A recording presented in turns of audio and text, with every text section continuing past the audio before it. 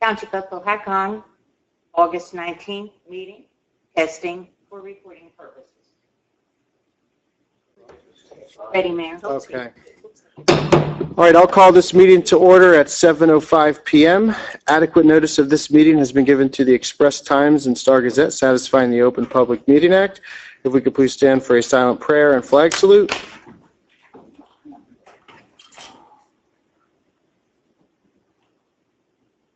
I pledge allegiance to the flag of the United States of America and to the republic for which it stands, one nation under God, indivisible, with liberty and justice for all. Okay. All right. We got to take these minutes separate, correct, Wanda? Because I know I wasn't at the 15th. Right. Okay, so is there a motion to approve the minutes of the July 10th special joint meeting with Greenwich Township? I'll move that. Okay. Second. Okay. Okay, Becker? Yes. Slack? Yes. Vangelli? Yes. Van Wert? Yes. Kern? Yes. Okay, motion to approve the minutes of the July 15th, 2014 meeting. I'll move that. Okay, is there a second? So moved. Okay, Becker? Yes. Slack? Yes. Vangelli? Yes. Van Wert? Yes. Mayor Kern, you Abstain, yep. Okay, motion to pay the bills presented in proper form, signed by the director of each department and approved by the majority of the members listed on the bill list. I've got some questions on some. Yeah. There's one bill for ATS, for red light cameras for June. I don't know that they did. I think we should look into that further before we pay it. Mary's already, yeah, she held that one. Okay, Yeah. good. Yeah, so hold on. Good. I noticed the Express Times bills, they're it's not new, but they're always higher than I think they are for notifications. I was wondering if we could look into using somebody else, like Star Gazette, for notifications to save us some money. Is there any problem with adding a publication and using them when it's cheaper? Kevin, what is it, two? We have to have two publications it has to be put in? And we use the... They're always established at reorganization, so that's usually picked on an annual basis. Okay. And Okay, can I? Do we use the... you only really need, One has to be a daily. yeah. Well, the explanation is that it has to be published in a legal newspaper within the municipality, if not within the municipality, within the county, that is available for subscription, like daily pickup. They used to be sold, like the Star Gazette was formerly the Free Press, and it was sold at all the little mom and pop shops throughout the municipalities. All the towns everywhere had them. Then it switched to the Star Gazette, which is a legal paper, and it is less expensive, but our residents don't get it. So then you're defeating the purpose of circulating to the public, which is the grand goal of the publication. Yeah, But all meetings have to be published in two newspapers. That's why we have both. But we've established the Express Times as our legal paper for this year. And I do try to publish things in summary as much as I can, but there's some that you have to publish in full, like the audit is a huge one. That was like $1,100, I think. Yeah. I don't think there's much, we have very few choices, unfortunately, Frank. I think that's really what it came down to, like Wanda said. I think that's the only. Well, would we I don't even- legally, I mean, is Legally, I'm not even sure that, and we've gone down that road before, I'm not even sure the Express Times completely legally comply with the statute, but they're the closest one. Because they don't have an it. office in Hackettstown. That's how they're getting. Is that what it is? Okay, because at one point they got rid of that office, then there's a question, and I think they put it back for that very reason. But I think they're the only legally qualifying daily paper. Everybody in Warren County has to use them. For a planning board or something, you can get away with something like the Star Gazette because it's a statute. So for public notices, land use board appeals, or approval things. so all municipalities in Warren County use Just about. Some use the Star Ledger, I know Some that. actually do use the Star Ledger, but that actually doesn't That's have an more office in the county either. No, nobody uses Star Gazette? Some do. Some do. as an alternate extra, but usually the only time I ever see it is for like land use applications. Sometimes they'll let you do that. And the problem with them is they only print weekly, so there's only 1 week. So if you want to advertise an ordinance, it sometimes delays your adoption process because it's Yeah, I'm just thinking if there's some things that we know about I don't know if anybody in enough advance that, okay. Well, there is Some of them. a bill that would allow you to use the online website as your form of That would be advertising. nice. But- I'm almost thinking nobody reads the paper. No, I mean, Sections of the paper there's- anyway, so I mean, the idea is that, we want, I understand your point, Wanda, that, the whole purpose is to notify Right, people. But if nobody's reading it anyway, Yeah. it's sort of like, we pretend and they pretend, But you have to keep your proofs of publication, Mhm. Okay. And then my last thing on the bill was, and we talked about this briefly last meeting, but I'm still curious. Now that the mayor and Kevin are here, I had a question. Last meeting, we had a bill that was from Lynn Arrow that was charged to us. And given that Lynn Arrow charges us by the hour and Kevin charges us on a retainer, I don't know why we're not using Kevin instead of Lynn Arrow for whatever it was. Because it's litigation. Everybody charges litigation. I'm not sure what. It's litigation? Yeah, stuff. See what the bill is. Sure. It's not, is it? Oh, you know what that would be? Yeah, he is representing us in part for the,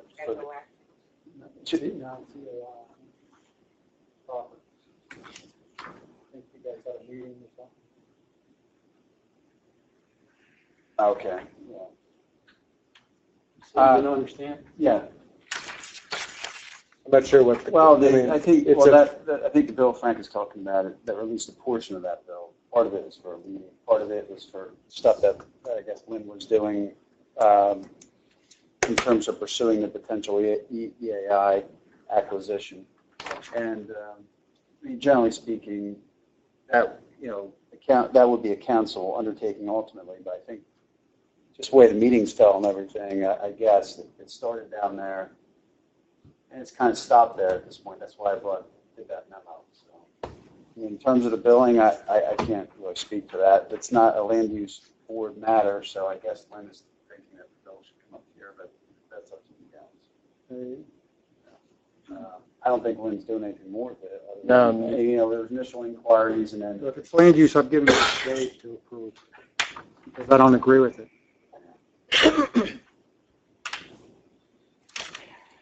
That's the end of my comments on the billing. Is there any other comments on the bills?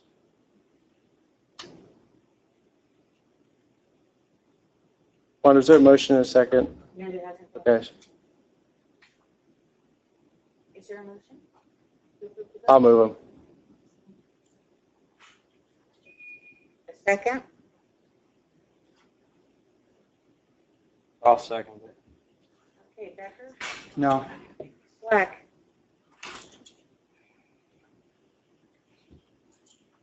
Yes. Angeli? We'll forward the one in. Angeli? Yes. And Van Loo? Yes. And Kern? Yes. Okay, public comment pertaining to agenda items. This is for agenda items only.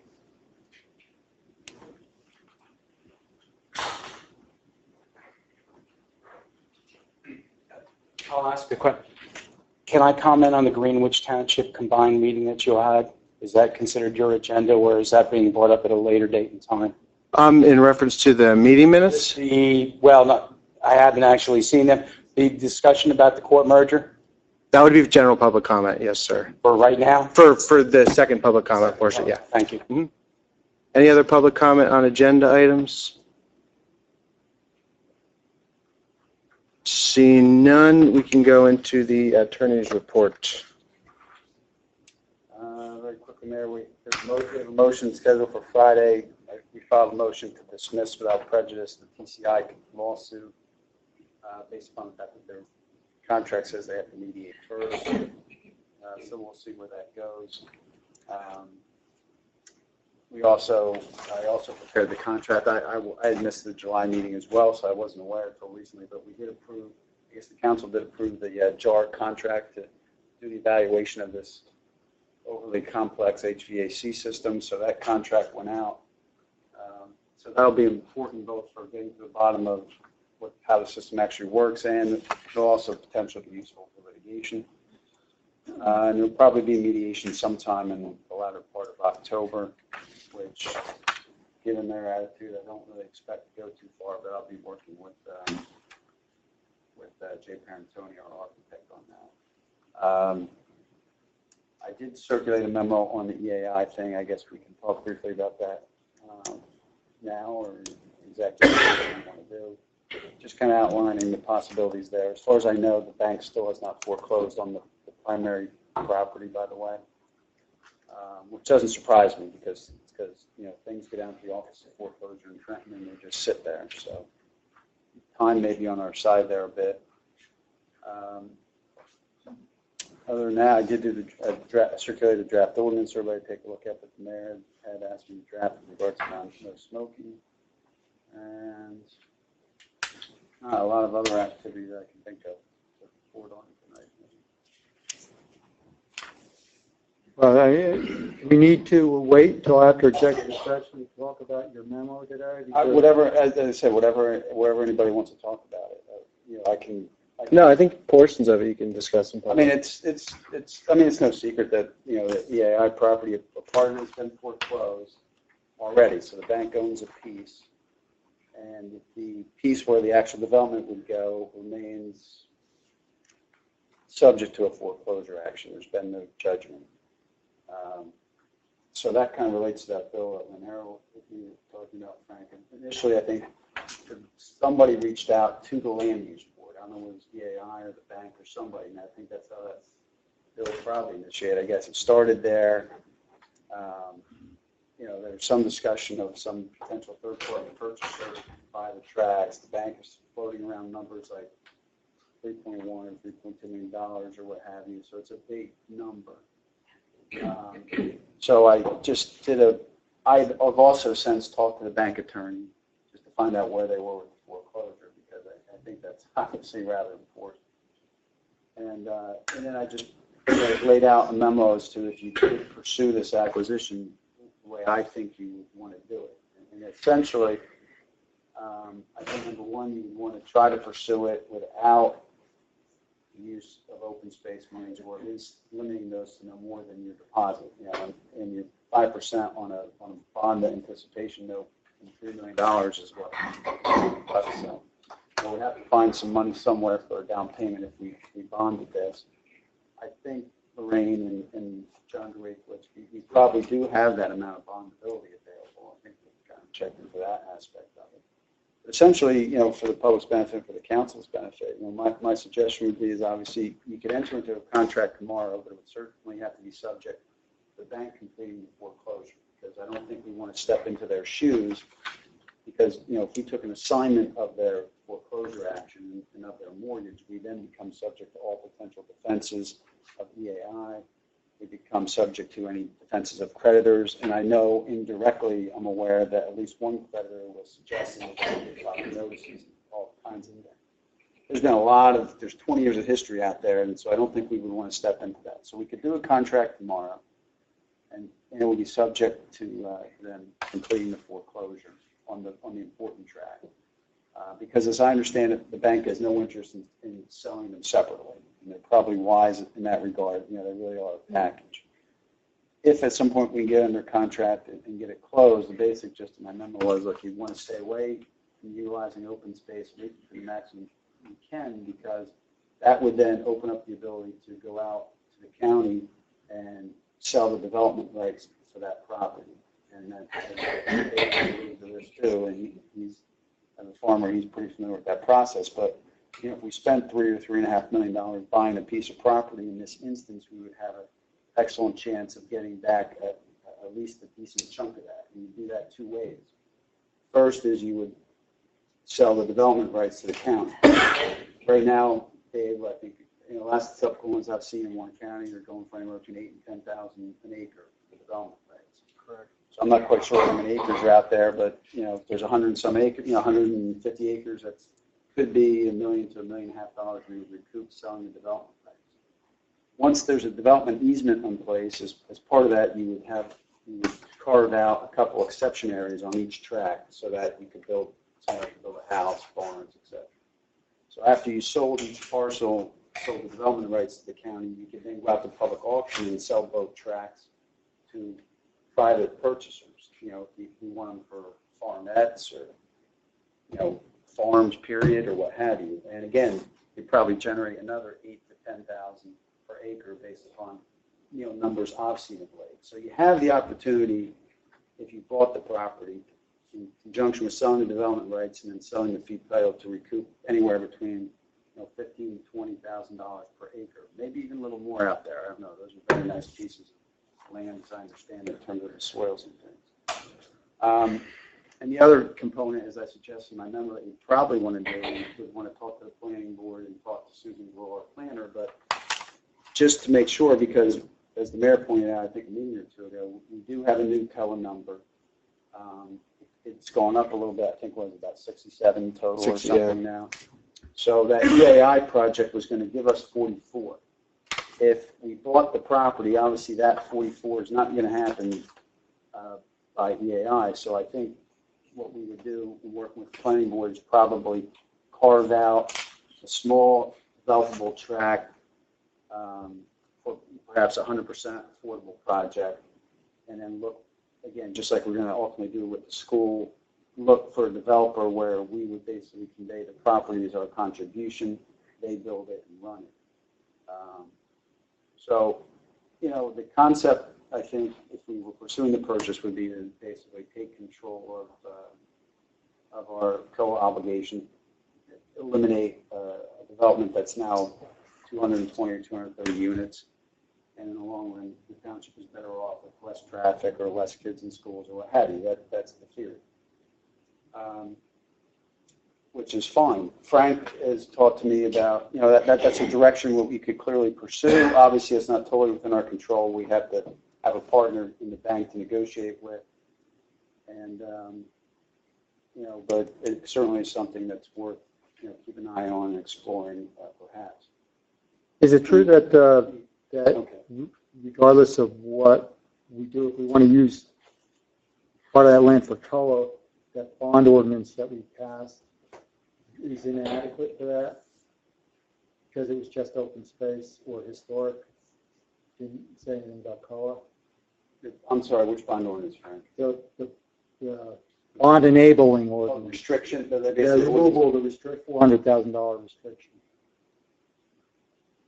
right now, we could, with the way the ordinance was amended, our local ordinance was originally at a $400,000 cap, Right. and there were certain exceptions to that. We added an exception that applied generically to open space across the board, which we had a lot of discussion about, and Right. I think you frankly thought that was too open-ended. So right now, the way our ordinance stands, we could bond and buy the property, period. The carve-out would not affect, the carve-out, we would not be doing any type of a carve-out until after we had fee simple title. At that point, the bond would have been used already to acquire the property. But wasn't the purpose of the bond exception for open space or historic, but it didn't say anything about COA? Yes, but, well, yeah, I mean, I don't. After the fact, I guess. I don't know whether, yeah, I mean, at this point, if you're saying, well, if you end up carving out 15 as a COA exception, does that make us back to the 400,000 cap?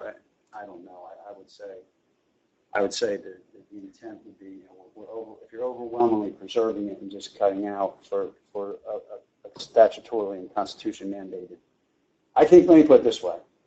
I wasn't really thinking about that ordinance. I was thinking more about Mhm. COA obligations. And my concern would be if you buy the project where for 20 years you've been relying upon for COA and you don't do some carve out for a future COA project, that could be a lawsuit.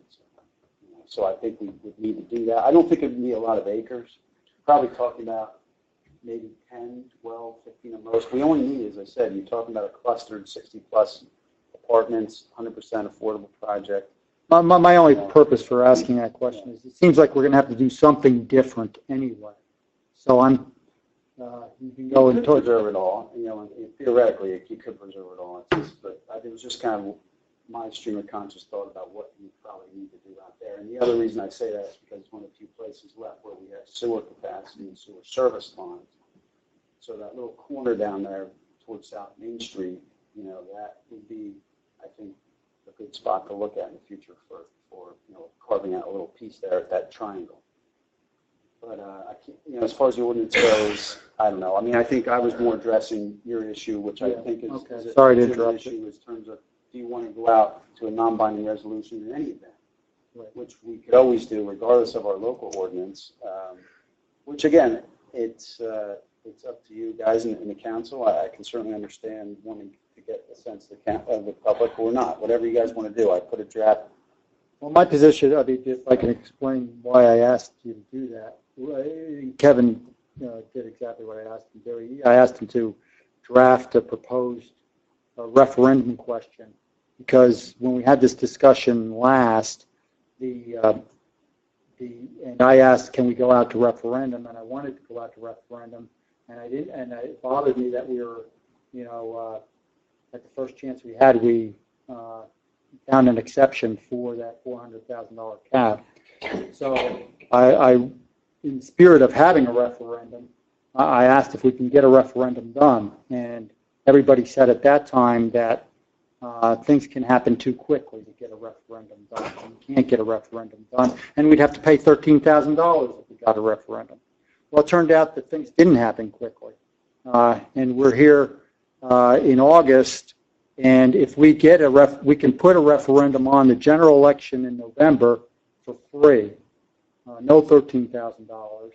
And the excuse I was given that we couldn't before no longer applies. So I'm requesting that we consider putting this referendum question out. And I thought the way you worded it was pretty well. But, Well, I think, I'm sorry. I have a question. Can you do a referendum question after the fact? If it's non-binding? I'm sorry, Mary, after the fact of what? If council finds that they can proceed on this before the November election, and we have a question on that ballot, can they proceed, or are you held up because of? Oh, I see what you're saying. And could you Well, possibly lose the opportunity because Well, of that okay. question on the November Well, ballot? the time frame would be this, and I think I know where you're coming from. The referendum question would have to be into the county clerk by basically the end of this month. I think it's like August 29th. So I'm perfectly comfortable. Nothing's going to happen out there before August 29th. I think your question is, well, wait a minute, what happens if something happens between August Yeah, 'cause 29th you and have then November September and ballot? October. September, October, what happens? Now the bank comes to us. Right. Are our hands bound while we wait for the public's consensus on this non-binding question? The answer to that legally would be no. So that becomes more of a political issue. I mean, let me just go even one step further. Let's say we have the referendum question and it's overwhelmingly in favor or opposed. Again, the council, you're elected to, Right, because it's you could, non-binding. I know you you could could go go against that against vote. what the public's consensus was. So you don't have to wait for their consensus either. But so I don't think, to answer the question about mine, I don't think you'd be jeopardizing our ability to negotiate if we put the ballot question on. At the worst case scenario, it's there. If some tremendous opportunity comes up, we could, we're likely not to be out of contract and at a closing before November anyway. But if lightning strikes and it came up, we could always say, you know what, we just can't wait for November. Let it go on the ballot anyway. You're going to find out whether the voters liked it or not, regardless. But Do you but have- you're not tying your hands by throwing it on Do the you have ballot. any idea where they are with the foreclosure on the second piece? By the time Mary, you get down to the Office of Foreclosure. So what happens is anytime there's a default foreclosure action, or in this case, they're reopening their foreclosure judgment. They had a judgment for a certain number. It was a much lower number. Then looking through their files, I guess they said, hey, wait a minute, there was another cross-collateralized note. We want to add that to our judgment. So they had to reopen their judgment and go through all these notice things. And it goes down to the Office of Foreclosure, and it basically disappears. I mean, you get those things back weeks, months, whenever. There's no time frame on when they got it. Yeah, it's terrible. It's terrible for, I mean, it's good for people who are getting foreclosed upon because it really buys them some time. So in that sense, it's been nice for debtors. For creditors, it's not so nice. So I can't tell you, it wouldn't shock me if they don't have a judgment by November, let me put it that way. Or they could have it tomorrow. You just don't know. You don't know. And you don't know really whether this other developer, how serious they are or whatever. I mean, I still think ultimately at the end of the day, this township would be uniquely situated to negotiate with the bank because we don't need any development contingencies or anything like that. You know what I mean? So I think we would have an inside track whenever the opportunity comes up, if it comes up. And I think it probably will. So, all I did in the referendum question, and it was completely. I read your question. I'm totally fine with just modifying it if you guys, it just was my first effort at it. But what I was trying to convey to the public was a little bit of a sense that, hey guys, even if we spend up to $3 or $3.5 million, the idea would be to cover some of that. Actually, a pretty decent chunk of it. I think we could maybe get a couple $1 million back in conjunction with 2 sales, and that puts that in a lot different light. So I just wanted to give a little sense of that in my question. And you always have to set up as a yes or no. So that's where we are on that. But I have a question for you. What about the Shimer School? we're going to end up with some units there. There's no question. But we're not going to be able to get enough units there, Sal, to make up that number 4 we would lose from EAI if that development doesn't happen with color. So, and ultimately, I do kind of, I'm not discouraging. I mean, as I said, I have no problem with Frank's referendum proposal, because I said I don't think it ties your hands. And I think if we get to that point, it'd be nice to know what the public thinks. But I think it's a good idea to explore the purchase for that very reason, Sal, because if somebody new buys that property, again, we have the benefit of the Highlands kind of hanging over there. They might want to do something a lot different than what we would like or what's approved out there right now. Well, So if we can get a hold of it, it would be that nice. land is in planning stage 2. Right. It's planning 2, because when we met with the Highlands over Right. the planning 2 section, they actually were looking at everything else in the township. They kind of like put the 2 parcels in that area aside because of the fact that it was like, court mandated and all that Right, kind of right. stuff. So, but that's where it falls. It's not in the preservation area. The other thing too that I think, again, it's an economic calculus for the township as to pursuing this. I think at the end of the day, if you could get control of it, the certainty it would give the township would certainly be nice. And the other thing I would say, Sal, too, remember for years here in the township, we've been looking to kind of try to get the business park developed. Remember, we fought to keep them in. The one thing, if we do get a hold of the project, and now that project shrinks further, to like say 100% affordable project and just a small piece of it. We had like 137 or 38,000 gallons of sewer allocated there. Now that would become available for the business park. So I think there's a lot of potentially positive ramifications, but you never know. I can't tell you when the opportunity is going to come up, but I think the bank is certainly aware that we're interested if and when it comes up. In the meantime, The stars have to align. yeah, in the meantime, we could, get a sense of the public if you want, and likelihood is we'll get the referendum done before the bank wants to talk to us. That's kind of my sense. But if something pops out of the air, we can always go that way. Okay, question number 2. Clymer Village. We've got 16 credits there for affordable housing. All right. Couldn't we up that?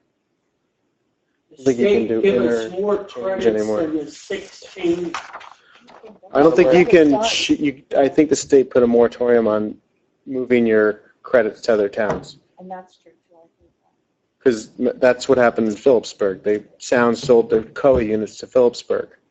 All of them, for like $1 million. I don't even think. You can't do that anymore. You can't I don't have your think COA anybody knows. units in different. I don't think anybody knows for sure what you can and can't do, Mayor, because they haven't even developed new regs. So you're right. But that has Yes, been last time that was thrown the case. out. Who knows what's going to happen this time? So I don't think so. I think Mayor's probably right. I think at the end of the day, we'll probably end up having to find a place for those 67 units somewhere in the township. Some of it will be at the Shimer, no question. And I think probably at the end of the day, you know, if EAI doesn't go through, we'll no longer be able to legitimately rely upon them with a straight face for those 44 units. But we can carve out a little section of that property if we acquire it to have somebody else put them there. You'll find a developer like that for that project if you donate property. You know what I mean? With a piece. Yeah, you want everything for nothing. Well, you know, these 100% affordable projects, I mean, the margins, they're a very unique animal. They're all subsidized federally. So you really, at the rents you're going to collect from people, when you look at your capital investment to build it, it's you know, the only way to do it is really to, you know, to get into a partnership and donate land, or developers go get grants. It's pretty complicated, but I think it would work for us here at the end of the day. So that was that. So the question on the table is, are people here supportive of a referendum question or not? I am. Well, we'll put it for motions. Okay. Okay. Thank you. I have a question for you. The Historic Commission had circulated a memo that they wanted to reduce the size from 7 to 5, or is it not? They wanted to reduce the size. Now, in our ordinance, there are certain classes. One has to be an architect, one has to be someone who has historic knowledge, things like that. My question is, if we reduce those numbers, does that have any impact on the ordinance? It's like, is that a state mandate? That's my question first. That you have to have those classes for historic? When we set up that commission years ago, because that was done under my watch,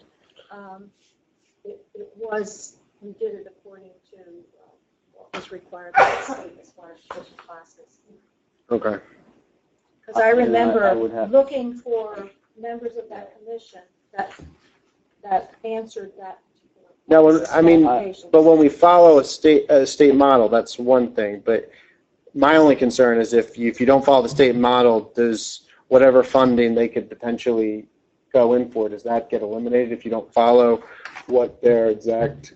I don't know if there was a requirement for the number of people on the Yeah, I commission. could just check. for You can different have 5, classes. 7, or 9 members, but the classes still. They have to stay the same? Okay. Right, classes, I was going to check the words. The other aspect, I guess, of what you're asking, Mayor, is, well, and I have seen other townships do this. Sometimes townships will dissolve a statutory body like a historic commission, and they'll make it an advisory historic committee. They've always been advisory. Well, they're advisory in their capacity now. They're a commission, but they're advisory. Yeah. Okay. So, well, my point being, though, if you wanted more flexibility, if you're having trouble filling specific No. slots. Something No. that's not a Okay. problem. Well, no. I was at the last meeting. I do have some information there. They are having trouble. Getting people to come. They did not have a quorum, and they wanted to reduce the That's why I size. want to go to 5. And that's right. That's what they told me anyway. And they 5 plus 2 alternates, and that I mean, whenever there's an opportunity for less government, I mean, there's a. If you want to go 5, you can I was change going the to say, ordinance. it's still council's option as far as who sits on that commission.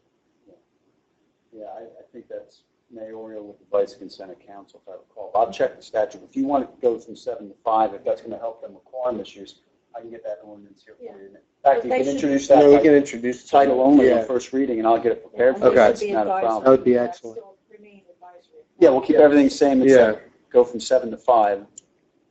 do it by title only tonight, and then I'll That's fine, okay. I'll get circulated for one, then Wanda can do a summary publication. Try to keep the expense down. That's good. Okay. Thank you. So it would be 1412 then? Yeah, whatever the next ordinance is. I could do so. Wanda, would that be right? Yeah. Kevin, Yeah. Gulfport is going to raise the rates per student next year. $1,000 per high school student. And then when the new high school gets done, only the Lord knows how high it's going to go. And it's going to go up dramatically. All this has to be taken into consideration. Let's stop and think about this. Yeah. It's all going to have to. So, one more time, we don't have control over the schools. If we did, No, it but would we be a can't different afford our story. taxes now. We're doing what we can do at this particular level to do what we can do. But as far as the school's concerned, we have no say over that, and they can do whatever they want. And whether it be a good thing or a bad But thing, we they have can to still take that do what into- they want. We have to take it into consideration what's going to happen. But we cannot have that impact on our running the township. Well, the affordability of taxes, I How agree much more with Sal taxes about could we afford? affordability of taxes in general is an issue. Well, I agree that we can't control what the school I does. think more people should go to school board meetings. That's the thing. Go to Phillipsburg school board meetings and go to our local ones and be speaking up and asking questions and so forth. Instead of coming here and saying, the schools are terrible, they're spending all their money. Well, then go to those meetings and say something. Don't say it here where it does no good. It doesn't necessarily do good there either. Well, you can only try. I think that the high school is restricted to no more than a 2% increase without going out. No, to but they have a, No. they have a bank Aren't they? that they're allowed to go up to, and they're not at it yet. Okay. So and they make Oh. sure to remind us of that. So, Yeah, there's not a lot of good options Yeah, there I yet. mean, the other option is build your own high school. And Well, you don't have the money for that either. there's other That's not options. a question. Well, that's what I'm saying. We don't have Okay. that option. Is there, Kevin, you have anything else? Okay. All right, Gwen? Okay, the River Road Bridge and Retaining Wall project is well underway now. The bridge itself is almost completed. The structure itself should be done by the end of the week. After that, they still need to backfill, do grading, paving, guide rail, How long will they still be closed? Because I saw the detours for it. probably till mid-September. Okay, that's soon here. Yeah. Is the school's aware of that, right? Yeah, Okay. yeah, there's a talk in Mary Beth Palmer about it this week. Near the site at the end of Pinchers Point Road is a crushed cross drain. There's a hole in the road. We have a barrel over it right now.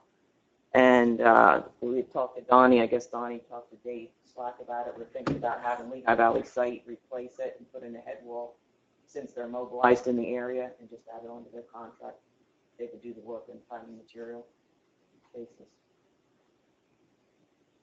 And they'd be under the threshold? Well, it would be added to their contract, so it couldn't be more than 20% or 25% of their contract.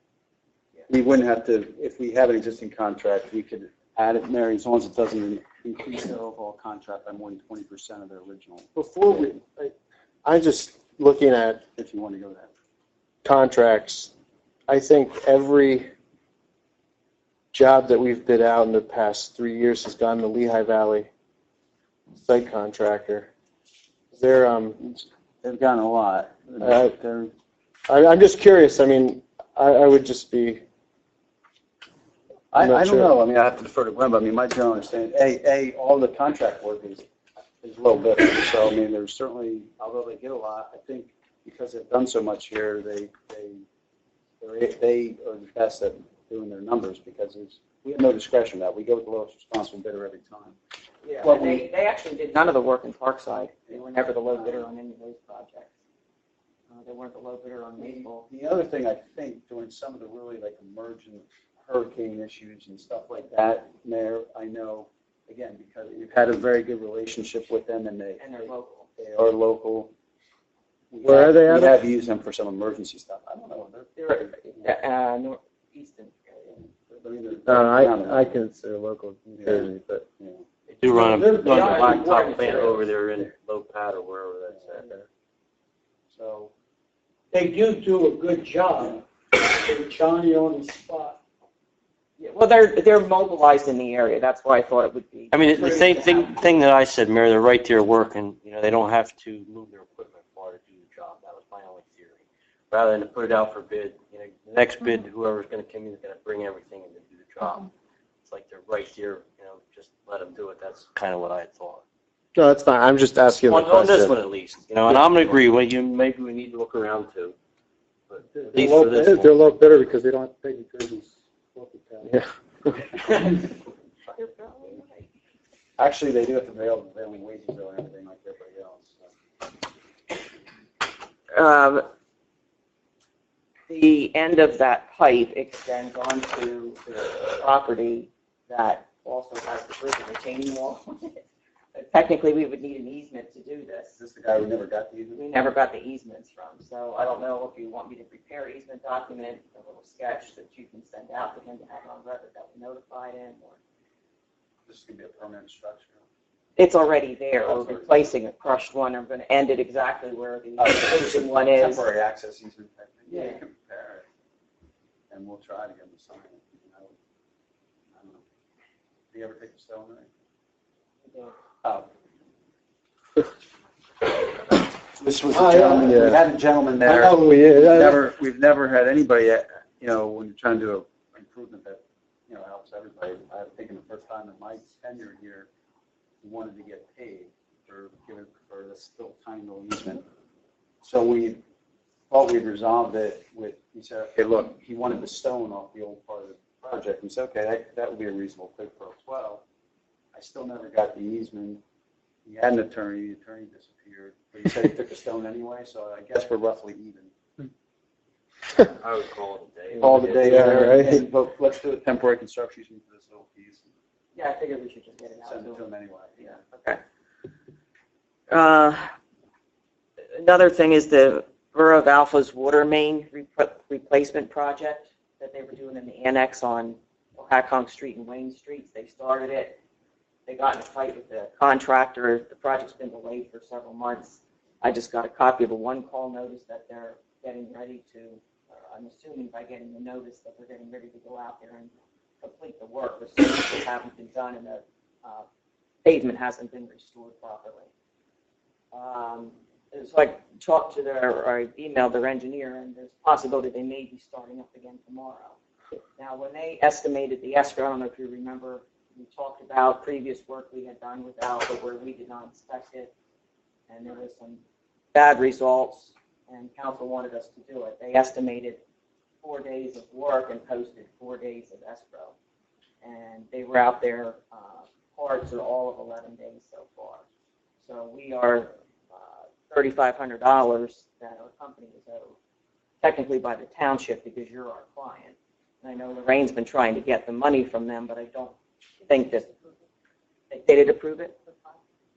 Okay, so now there's the additional work. There's 14 service connections that have to be done, and then pavement restoration. The So- escrow was when we did not waive them getting a permit this time, as I recall, right? Because Right. They had a bad They experience. didn't have to pay the application So we- fees. yeah, They had to so- pay our office. So it's, I mean, it's part and parcel of their permit, so ultimately we'll get it, but it sounds like they approved the piece, Lorraine, so Okay. let's keep going with it.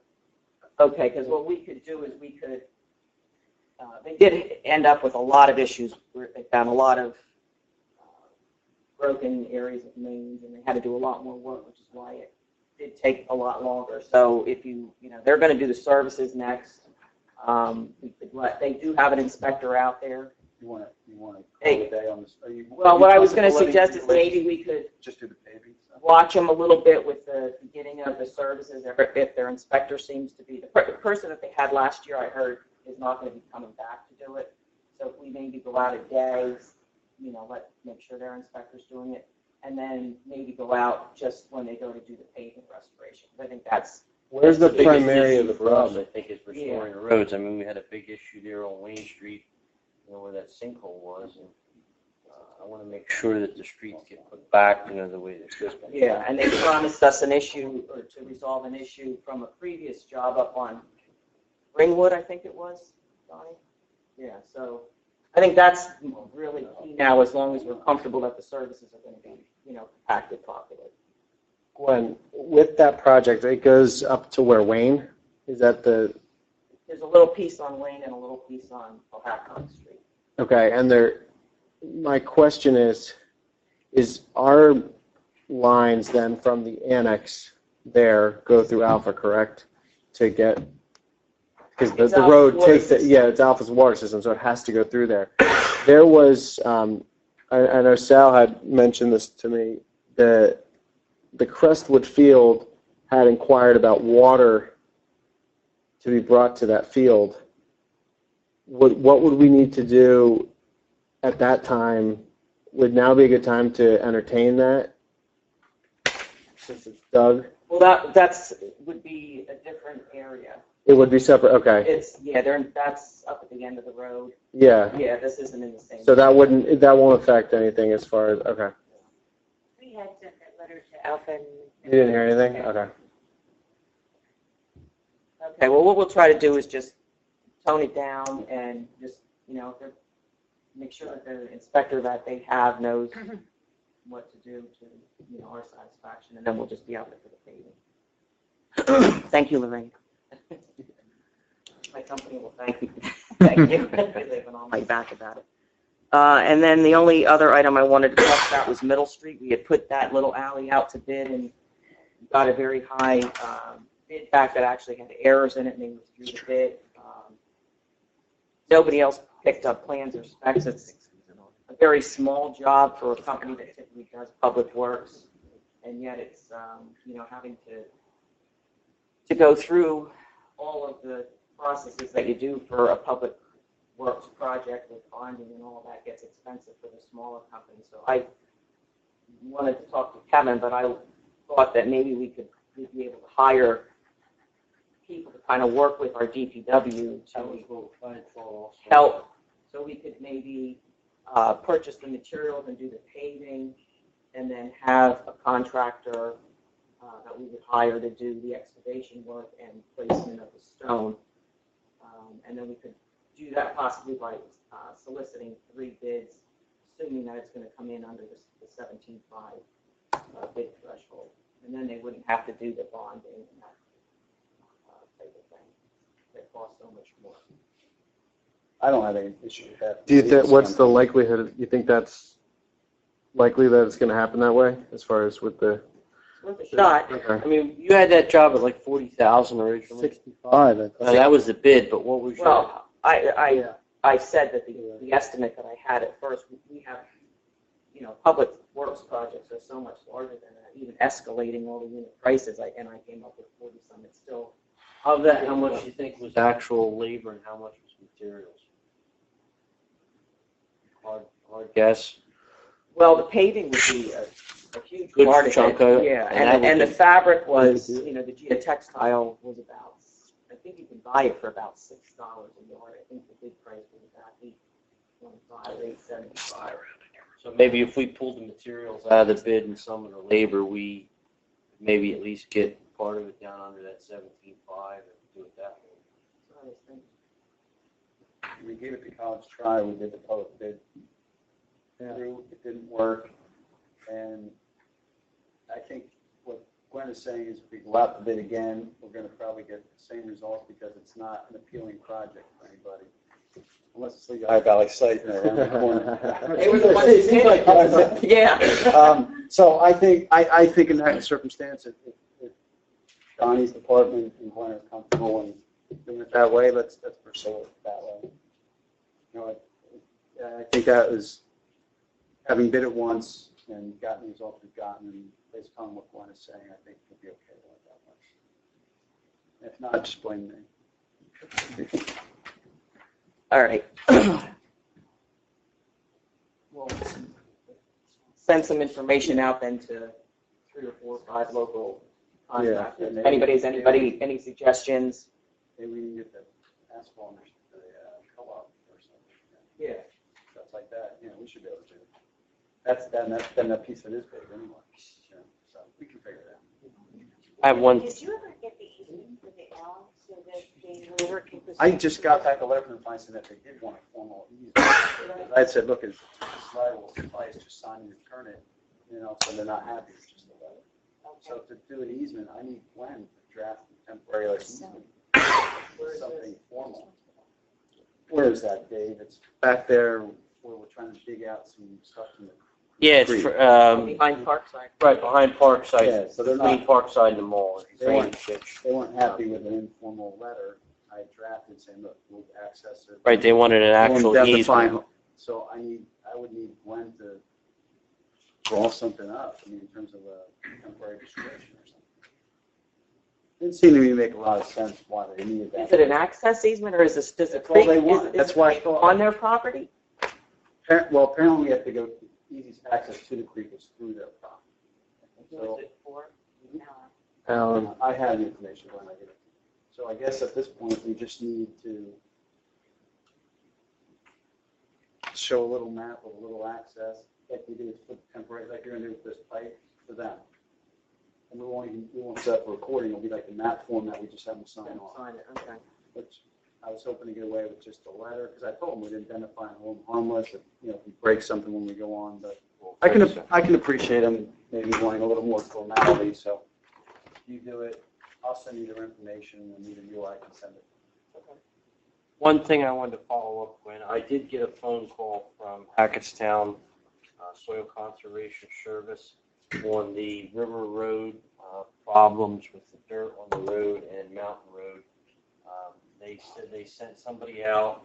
They acknowledged there was problems in the farm fields as far as runoff and such, and they said they would take the necessary actions to correct the problems for us. I was actually surprised that I did get, a return phone call from them, but I forget the gentleman's name, but as I said, they did follow up for us on that. Oh, good.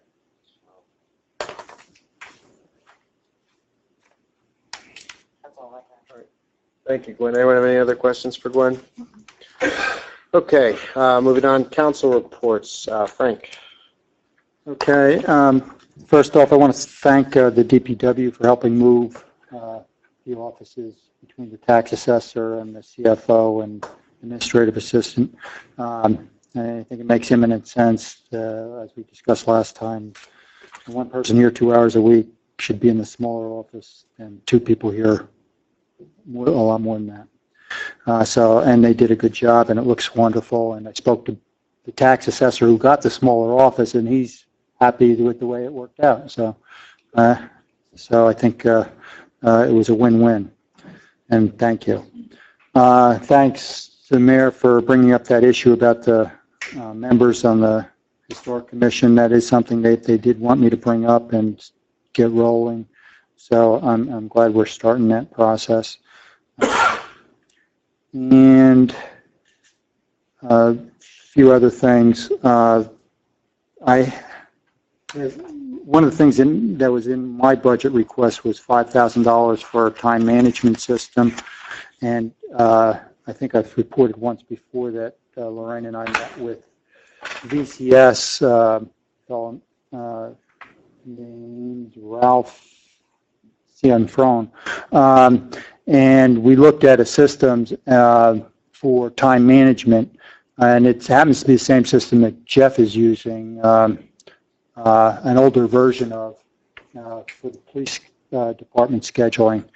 And I've got to hand it to Jeff because I asked him how much we're paying currently for the police department system, and it's $375 a year. And the price they quoted us is, let's see, it's $1,200 a year for 3 years for training, plus $3,000, plus $75 a person. So for 40 people, it'd be about $3,000 a year. Plus, one of the things I want to get is a login feature, a time check-in feature, and that unit's $3,100. So it's $7,300 the first year, $4,200 the second year, $4,200 $200 a third year and $3,000 per year thereafter. And Jeff is doing it for the police department for $375 a year, which is commendable. They did warn me though that it's like Windows XP. They could, just stop supporting it, and when we want to change, for example, I wanted to change and I wanted to expand leverage off of what Jeff had and expand it to the whole building, and they said no, that deal's done. But it has a whole lot of bells and whistles for a town our size. I'm not sure how many of those bells and whistles we would use. So I want to continue looking. As I've said before, our human resources expense is our largest expense, and I want to make sure we're managing it well. So I want to look into some alternatives. Even if it was that price, I think it'd be worth it, but I think there could be some cheaper alternatives out there when we combine what Jeff has with Wanda doing the spreadsheets for the time off and that sort of thing. Combine that with a time clock type system, and I think we could get, like 80% of, I think all of where we need to be, and for a lot less money. I'm going to continue to look at that. Frank, do you want us to give you do a motion to give you a cap on that? So if you see something, you can. That would be great. Do it. Okay, I think we'll just add Well, on. I think the budget was $5,000. I think if you authorize me to spend up to that this year, and then we can address I think that's a good idea. in future years, we can address it in future budgets. We'll make we'll put that in another motion so that if you see it, strike it, and then. Okay, I appreciate that.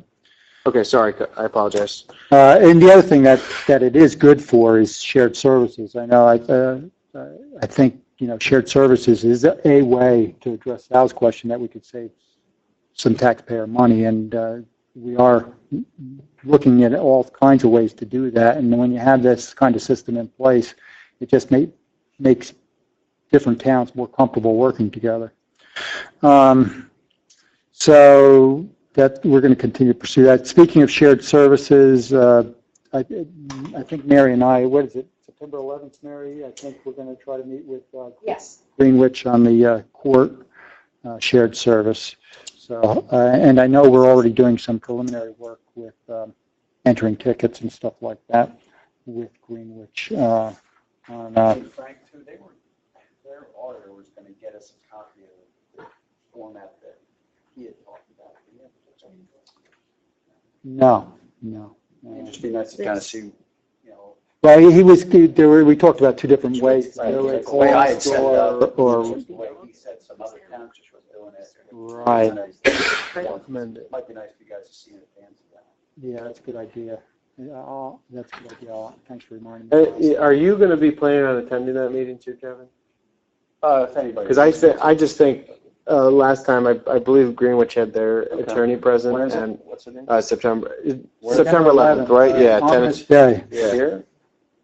They'll probably be here. I think if We're going to push for it being here. yeah, if you That's where the service is going to be done. Okay, good.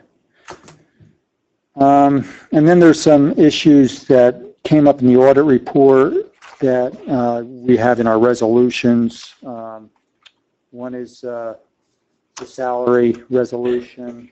Another is a fixed asset management plan, which is basically an inventory and valuation of our property, which we should have just from a control perspective anyway. And corrective action plan based on the results of the audit report. I think we had approved that via a motion, but I think our auditor felt more comfortable approving that via resolution. So this is sort of like a redo. It was a motion before, now it's a resolution, that corrective action plan. And then the most complicated thing I could say is that this 1, 2, 3, fourth item down, the undertaking of a continuing disclosure review and authorization participation in the municipality's continuing disclosure cooperation initiative of the Division of Enforcement of the U.S. Securities and Exchange Commission. I think it sounds ominous. It's really, there's concern when investors see the city of Harrisburg going bankrupt, they worry about other towns going bankrupt, and they want to make sure all our ducks are in order. We actually have a lot of borrowing capacity that we're not using, and our finances are in good shape. But we haven't, we haven't last year, and neither of our two prior CFOs have filed some memo reports, or notification reports that go along with our bond issuances. So they're kind of saying, get your ducks in order. And so that's what that resolution is to do, is to say we're going to get our ducks in order about disclosures. Lorraine, did I summarize it, or do you have any other thing? That's a pretty fair representation of what's going on here. Okay, thanks. And that's it for me. Thank you, Frank. Dave? I'll start out with the DPW report. They ground the brush out back here at the garage. They continued cutting the roadside weeds. Hot patch more potholes in Victory Alley. Patch potholes on River Road for oil and chip program on sections of the roadway. They moved the paver to Overley Road for paving a section of the roadway. They chipped trees and debris throughout the township caused by the heavy rainstorm. They paved 7/10 of a mile of Overley Road with the help of Alpha, Greenwich, Franklin, and Harmony Townships. They moved equipment in the DPW garage to store new firefighting equipment and brush truck until the fire engine is delivered. They hot patched washouts and edges in Shimer Manor area. They laid out and painted yard lines on the football field at the Huntington Playground. As Frank said, they moved the tax assessor's office and the finance office here in the municipal building. They ordered catch basins and grates for paving project on Upper Cemetery Road. They made key cuts for the paving project on Upper Cemetery Road. They serviced the crack tar machine, and they graded the shoulders, filled the cracks on the roadways that are to be oiled and chipped. That's all I have on the DPW report. Our environmental meeting will meet again in September. We had the summer off. I can't say there's anything that strikes me off the top of my head that we'll be dealing with. I guess the community garden, from what I've understood, is going well up at the Shimer School. They've been picking things all summer. I think that project probably next year may grow a little bit from what I've been hearing. But it seems like that was a good thing that we got going up there. As far as the land use board, do you want to comment on that, Mayor, with your things, or we didn't have a whole lot as I can recall? Yeah, it was really just the Starbucks subdivision. Right, the subdivision of the didn't mall happen. with the water issues and the sewage issues.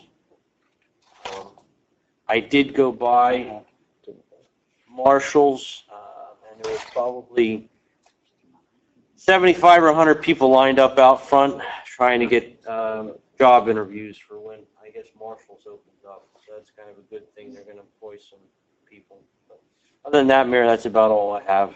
Great, thank you, Dave. And just on the DPW, to piggyback on that, after that storm that we had, that crazy storm where it was like a strobe light the entire night, it's good to get nice phone calls about the DPW. Really, you guys moved so many trees, you cleared the roads, and it was much appreciated. So thank you guys for getting out there and doing that the day after. So that was very helpful to a lot of residents. So that was a job well done.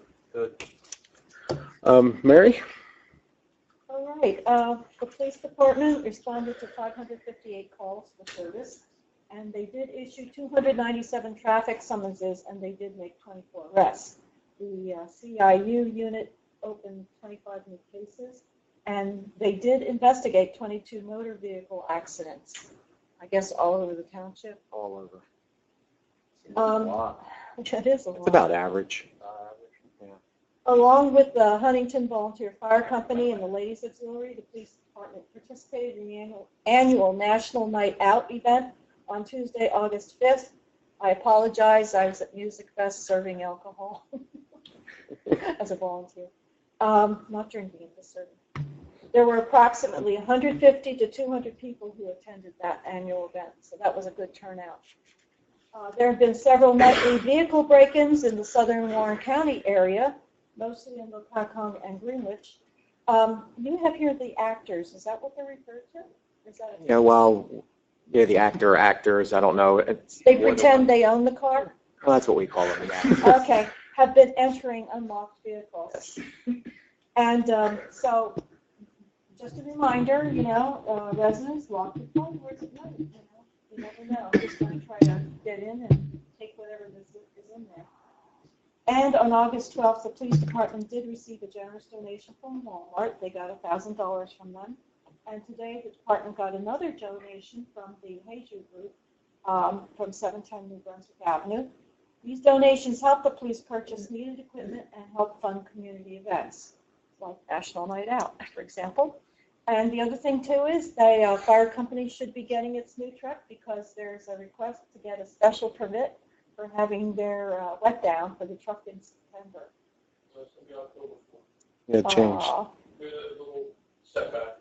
Okay, well, at least it's coming. I did see pictures of it on the assembly line. Looks pretty cool. All right, and that's it. Great. Yeah, and to also follow up, I'm letting you do the call. yeah, it's, I was able to attend National Night Out, and again, it was a very well-attended event. The fire, emergency squad, police department did a great job. There was a lot of kids there from the community. It looked like there were a lot of neighboring communities that came to our National Night Out, so that's always nice to know that our departments put on that great job where they get an opportunity to meet their officers and get to know them and not be afraid of them, but learn to trust them and work with them. So it was a job well done by all of our guys there. Sal?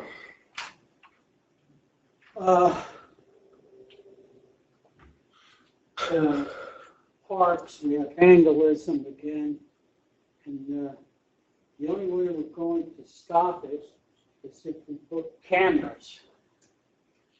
There's different types of cameras in our parks, for our parks, but it would cost between $4,000 and $8,000, and we don't have the money right now. But that's something to take into consideration. Is it all of our parks, or is it specifically certain ones? Crestwood's the part that gets hit the hardest. Any others?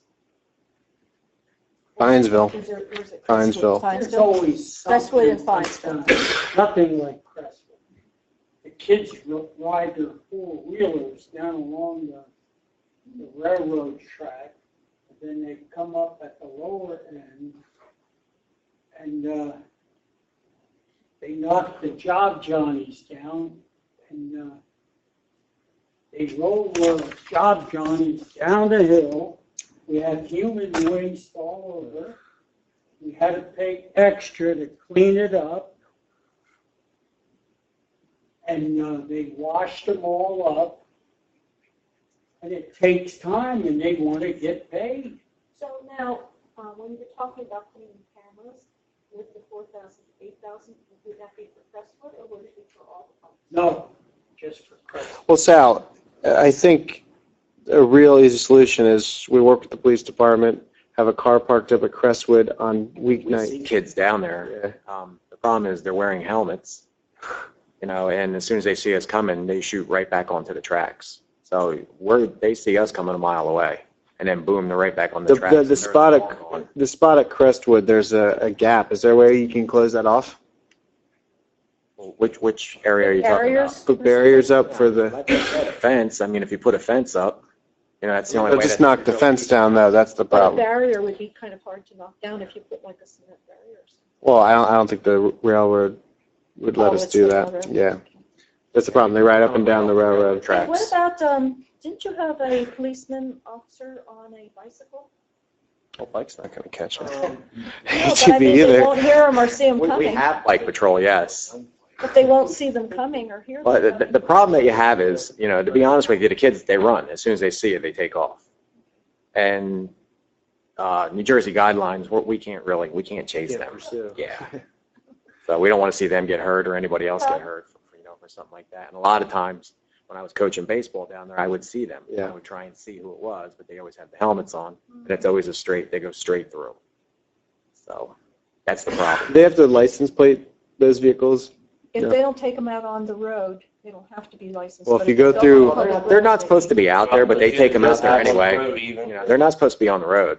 Yeah. They come right down the tracks. You ever gone Down through the tracks, Alpha? They just kind of cut through. They use that as like a cut through down there. So, I know they ride along the tracks that go. right along the tracks. You can hear them coming. They're so loud, and then they come up, and then they turn around and they go back down. So, because I was looking. I was trying to see who it was. I tried to walk over there nonchalantly, but they're only there for a couple minutes. And like I said, they're always wearing helmets. So.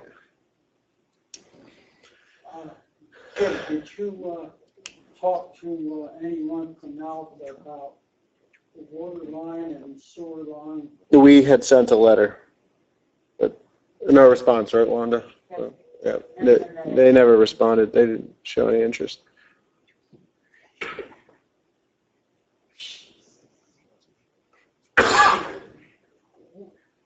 Those kids, we have to get rid of those job Johns.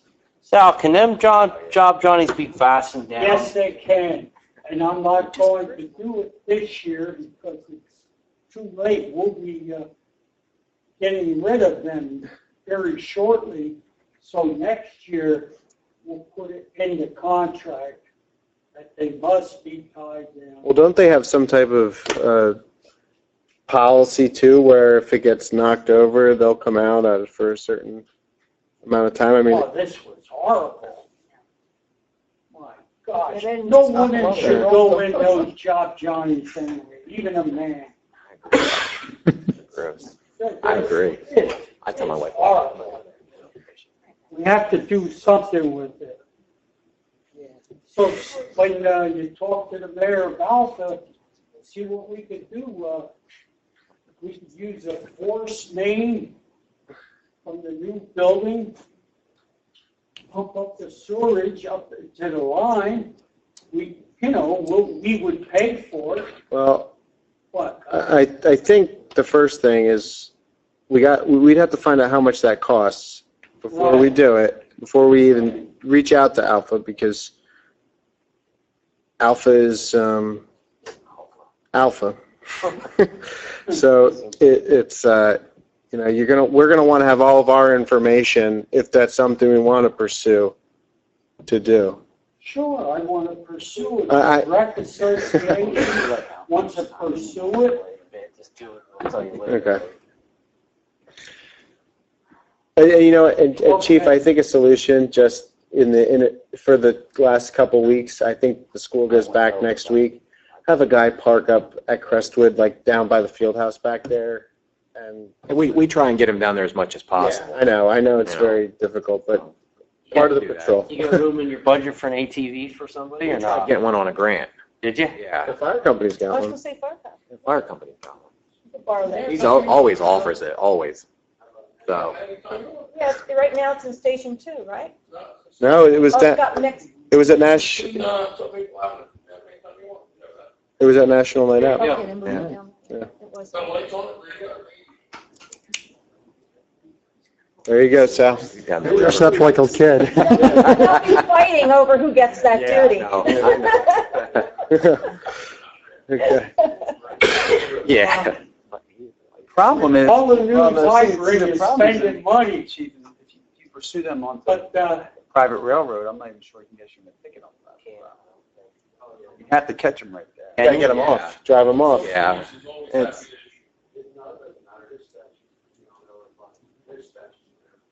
They have their own police department, so we can always turn the information over to them based on our, our violations, so.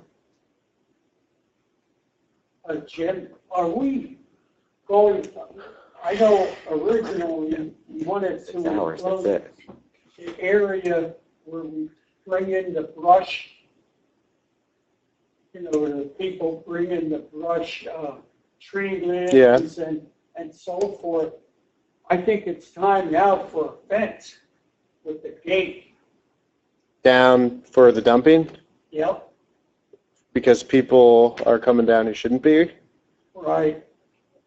Well, I think that's the guy again you want to talk to. More money.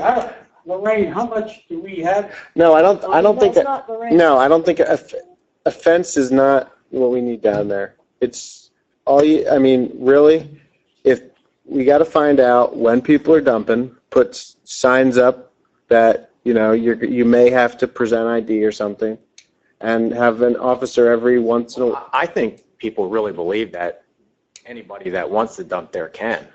Well, it's got to be township, yeah, I mean, I thought there was a sign up down there, is there? That's the first thing we should probably look into. If there's not a sign, there should be clear signage. There should be signage with what the penalties are if you do this, because it would be dumping, essentially, because you're dumping without an issue. I mean, to do that. And then every once in a while, I mean, we have a license plate reader, Well, the car has to be on though. Yeah, Eventually. I mean, they'll be able to, real I quick. mean, if we can watch it as much as we can. I was told in the past from the prior council, because I had caught people back there coming from Greenwich Township. And I was told, let them dump it there, because if you don't let them do it, they're going to dump it along River Road. So we kind of, when they came in, we see companies dumping stuff back there. No, I mean, no, I think we gotta right away say no. And then if we see something dumped, I think we know who the culprit, I think we need to log who the people are who we reject. And then if all of a sudden a bunch of brush comes up, suspect number one. I've actually had it before where somebody was from a different township, they came in and they said, no, this is from my brother-in-law's property who lives in Pohatcong. No, I think what we have to do is we have to establish guidelines Then his brother-in-law should have been. that should be with them. I told him, I said, listen, you're not dumping here. Or there needs to be a He left signed and he note. came back with his brother-in-law. There needs to be a signed note Said, from get in and something. then, I mean, we have to have clear guidelines for this because it's not our job to be the trash collection for Southern Warren County. We're not going to do that. And I think what we should do is maybe draft up some type of guideline, give the police room to, use the township ordinances to ticket when appropriate. And, that's that. I know Alpha has the same problem, but they don't have a police department. So that's why they're having dumping issues. Our department's right there. They chose people. Well, yeah, but even when they didn't, our department is literally 50 feet away from that. So I think we see people dump there all the time. I think just start to approach people, get IDs, and I don't know if I think we should at least put a sign out let's order a sign. as they actually come into the driveway or something. Both sides, and then an officer, and they need to be approached, and then, like I said, start logging stuff down. I can see that when anybody calls the clerk's office, Wendy and I are both very careful to spell out that it's for township residents only, and to have their ID with them, because they may be Stopped, yeah. Jeff, did you want to? We had that brush pile it was around 26 days ago, and look at it. Well, right after that storm, everybody started bringing their stuff back. Yep. Yeah, like I said, Shipped a lot. I know. well, then you know what? Then Driving we'll around find out where their bills are, where their IDs are from, and we'll just bill those towns for the labor that you guys are doing because it. Yeah. Yep. Yeah, And the first thing they say, well, we're cleaning up persons. township. They have to be there. They gotta be, yeah, have them there. They gotta be, Yeah. They have to be there. unless they have a doc, like they're senior or something. And they don't want to hear one person, and just make it available once a month. No, because a lot of our residents do use it. Are constantly bumping in. Well, those are the first people, hit them with a warning, a written warning, and then no more. So they do not have permission to be dumping there. Well, I was gonna say, on this sign, can you say something about no businesses dumping? Commercial or whatever. Yeah, Yeah. They right. say they're working for township residents. Then the residents gotta ride Well, shotgun they're with them commercial down and to they're working the, For somebody, they're not, you know, I mean, the heck of it is that contractor's getting paid to do that job. And then he's gotta find a way to dispose of it. Right. Biggest problem is, we're getting more garbage back there. The subgrider's gonna come in and say, no, every morning we're going in there, we're picking 6x6s out of there. I mean, it's crazy. TVs, batteries, wires, there's stuff thrown in there. How quick can you guys get a sign? Put signs up and they come. No, I mean, on the fence, like on the exterior. But does it say township resident dumping only, no commercial? Okay, we'll come up with some language for you guys to order a sign, and then starting tomorrow, or even tonight, Is there a local ordinance for that? dumping ordinance. Yeah, dumping. That's, I mean, if it's a resident, they're allowed to. If it's not dumping, hit them with a written warning so we document it and no more.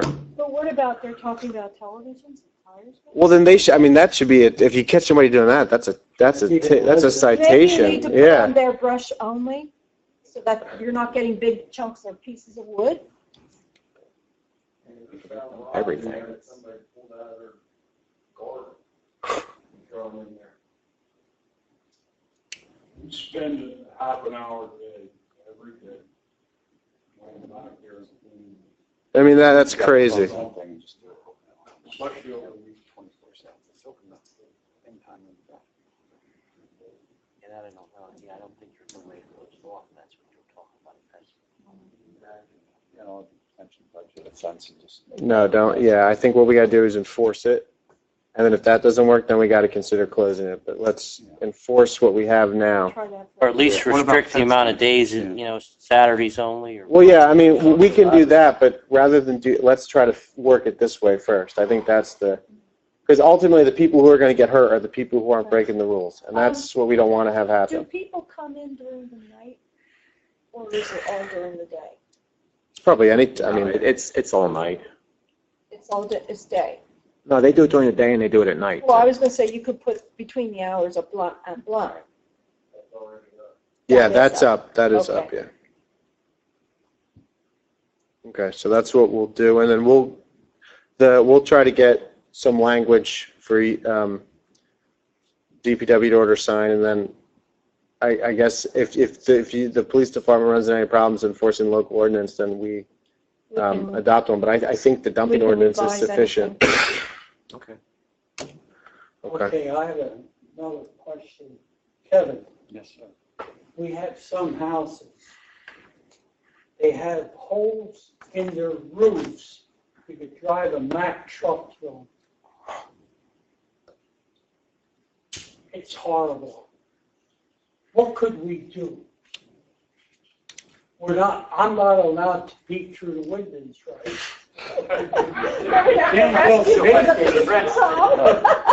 Not nobody lives there. It's been, this one particular house, I bet you it's been empty 6, 7, 8 years. And when's it gonna, you should see it. The whole, you drive a back truck through these roofs. What's the banks or the mortgage companies doing?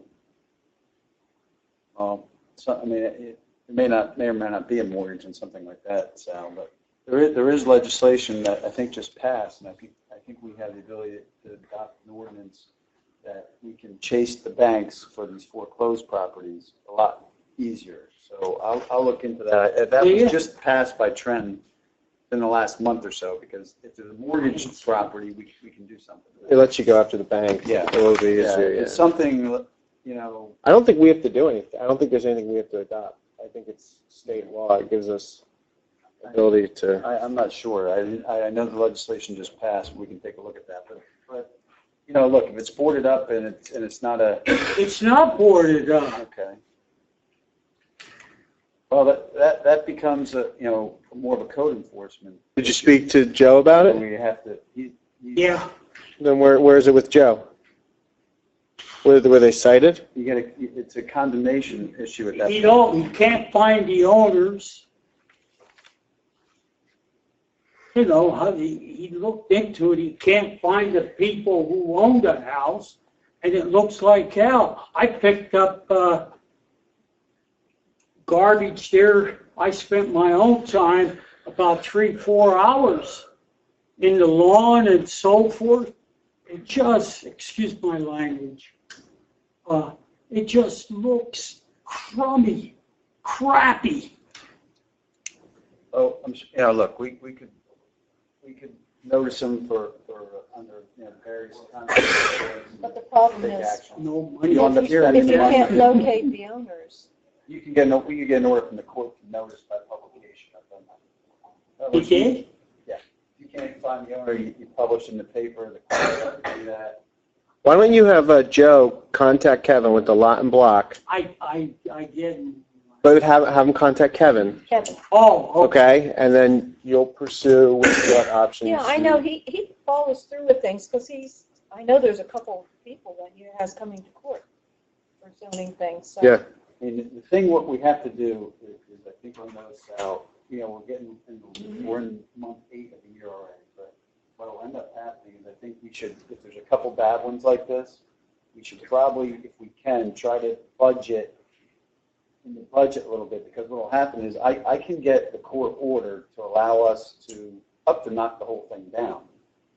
I mean, if it's that bad, but. What do you my mean? point- It is bad. Okay. I'm not making up I the know, story. My point is, I can do that, and that part won't be expensive, but then the township's gonna have to outlay the money to knock it down.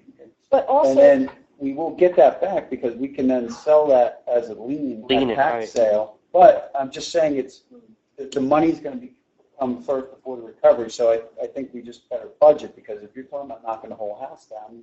but when, Because then it'll be done that within a becomes the year. construction No, official's then job. you budget it, you don't have to budget much, because Right. you start the process in January, and Yeah. you get the money by the I'm end not of the saying year. $100,000. You don't have to budget. Exactly, yeah. But You Kevin, know, what- also the construction official then is the one who Right. condemns it, Yes, I would work actually now with Joe. if it's that bad. That would be, what's his Wayne. name? Wayne. And we have done that. We started that process with the one down here, the whole farm. Farm. Chambers? Fell down, Chambers. So, yeah, let me know which properties they are, but I think we should budget that and have a game plan to pack these a couple per year, because, you know, so you don't get too far ahead of yourself budget. So we'll do it. Okay. Okay? And I wouldn't go on other properties. But we can start Even to- though your good intention, You know, because then you're liable for. Have them contact you. Sal, do you have anything? Catched up. I hear you're at the pub now. I know you have good intentions, but unfortunately, it's not the way the society is.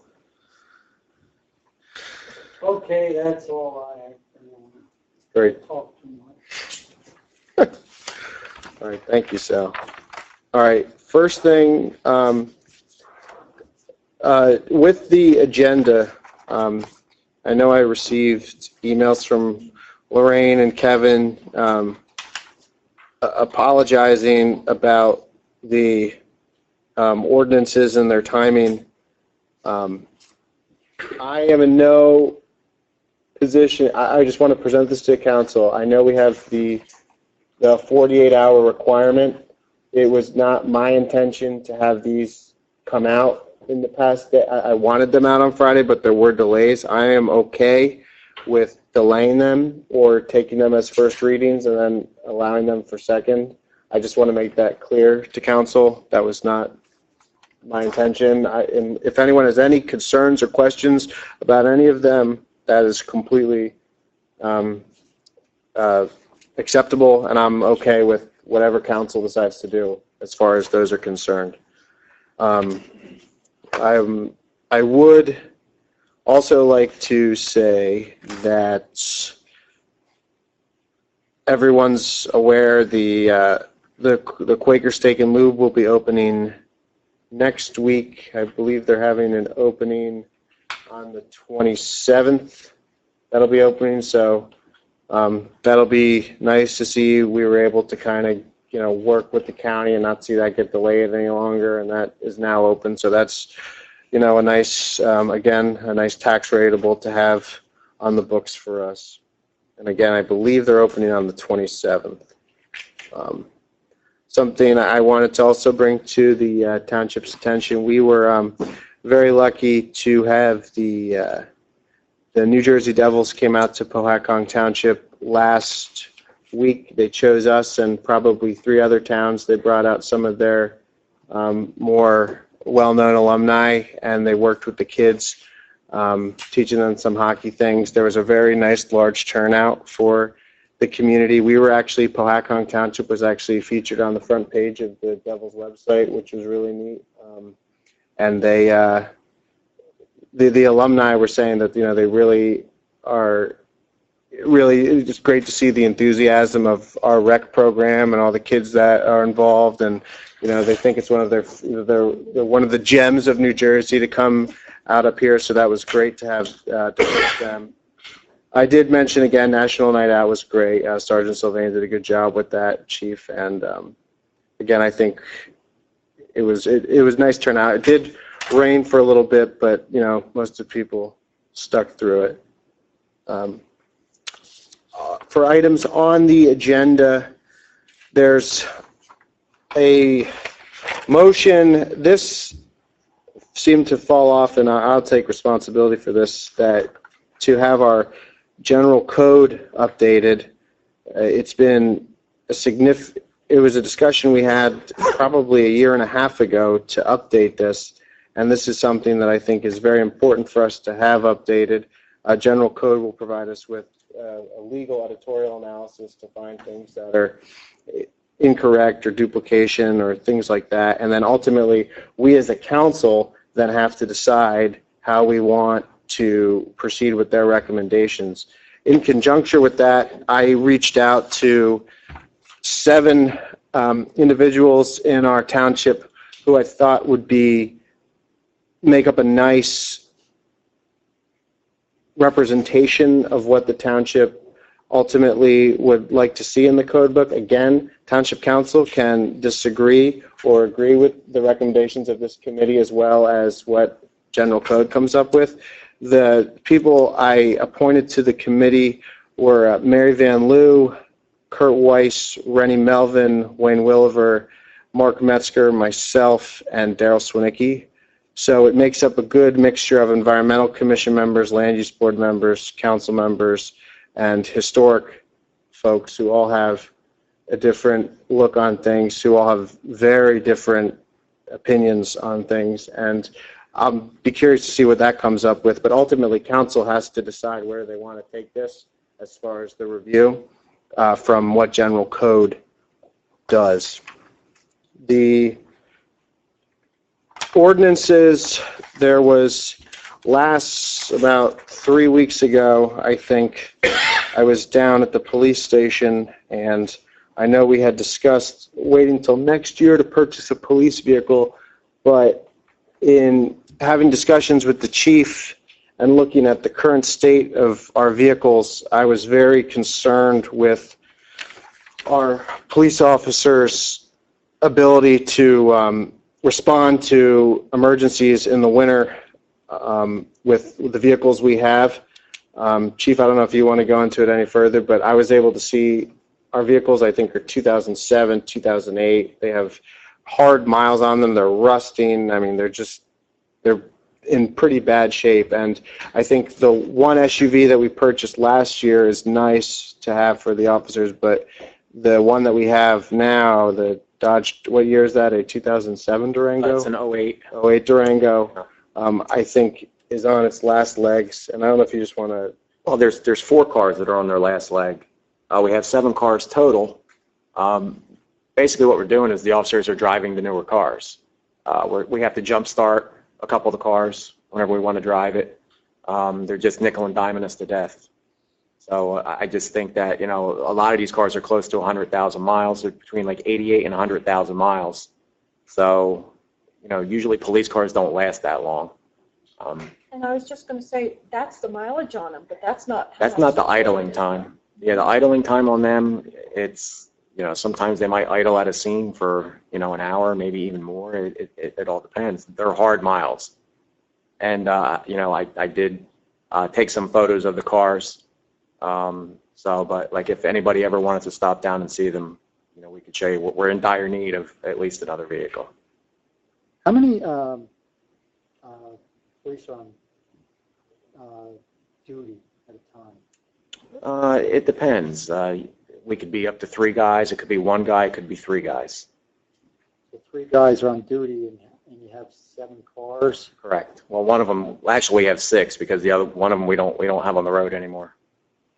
So there might be, if there's a guy in school or, you know, if we have another detail, all the cars usually aren't out at all times. Like I said, what the officers are doing, 1 car, the front end's so bad on it, they're all driving the new car. So we're trying to, instead of put all the miles on just, you know, the 3 newer cars, you know, the other cars are sitting.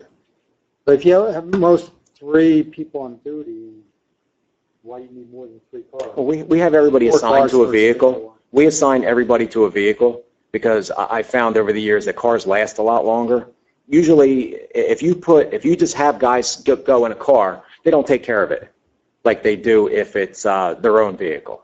You know, if we try and assign 1 or 2 guys to each car and that's their patrol car. They set it up, they know where all the equipment's at, they have, you know, the cameras and everything set up. And then, you know, we try and rotate as much as we can, but that's what we found. You know, if you're driving a different car all the time, they don't take care of it like they would. And all our cars are 2-wheel drive, basically. They're not 4-wheel drive, are they? We have 1 4-wheel drive. And with all our back We roads. have an all-wheel drive. Here We have rough terrain. versus, you know, like just highway driving. Correct. So we have 2 SUVs and a 4-wheel drive car? We have a 4-wheel drive, and we have the new Ford that we just got is an all-wheel drive. And that's it, just the 2. Yes, for patrol. Yes. Patrol. What do Yes. you do with the Yes, you old? have another one. We try and auction them. I think we've given to the police department. To the fire department before. You know, we have to watch what we get for them. We should get at least $500 to $1,000 per car. You could take them to a junkyard and get. Right, and we've done that. I think the last 2 we had, actually what we did, we traded in 2 cars. We did like the barter system where they worked on one of our cars and we gave them 2 of them to try and fix up one of the cars that we got on the grant, that unmarked car that we got on the grant that time from our drug money. So they did a lot of work on the car because it would have cost a lot of money, and they said, well, we'll take those 2, and I guess they fixed them up and sold them. So we've done that. I mean, we use it for if we can take the cars, if we sell them for scrap or whatever we do, or if the fire department takes them, or if somebody buys them at auction, you know, we try and get rid of them that way. We just don't want them sitting back there. Yeah, so just rust away some more. They just rust away. I'd say have 4 newer cars for 4 policemen. Then rather than have 7 cars for at most 3 people on duty. And, you know, we're spending a lot. I actually have the bills here if you'd like to see them for what we're spending on. I see them here. I've seen it. Yeah, what we're spending on the cars to try and maintain them. Yeah, I guess so. I always thought 200,000 was the new 100,000. Not for a police car. Most departments rotate them every 3 years. And again, mileage on the tires is really different than the actual vehicle because of the continual running of. Yeah, they're constantly going. Right. It's a false mileage. Exactly. Yes, and like I said, there's a lot of idling time there too.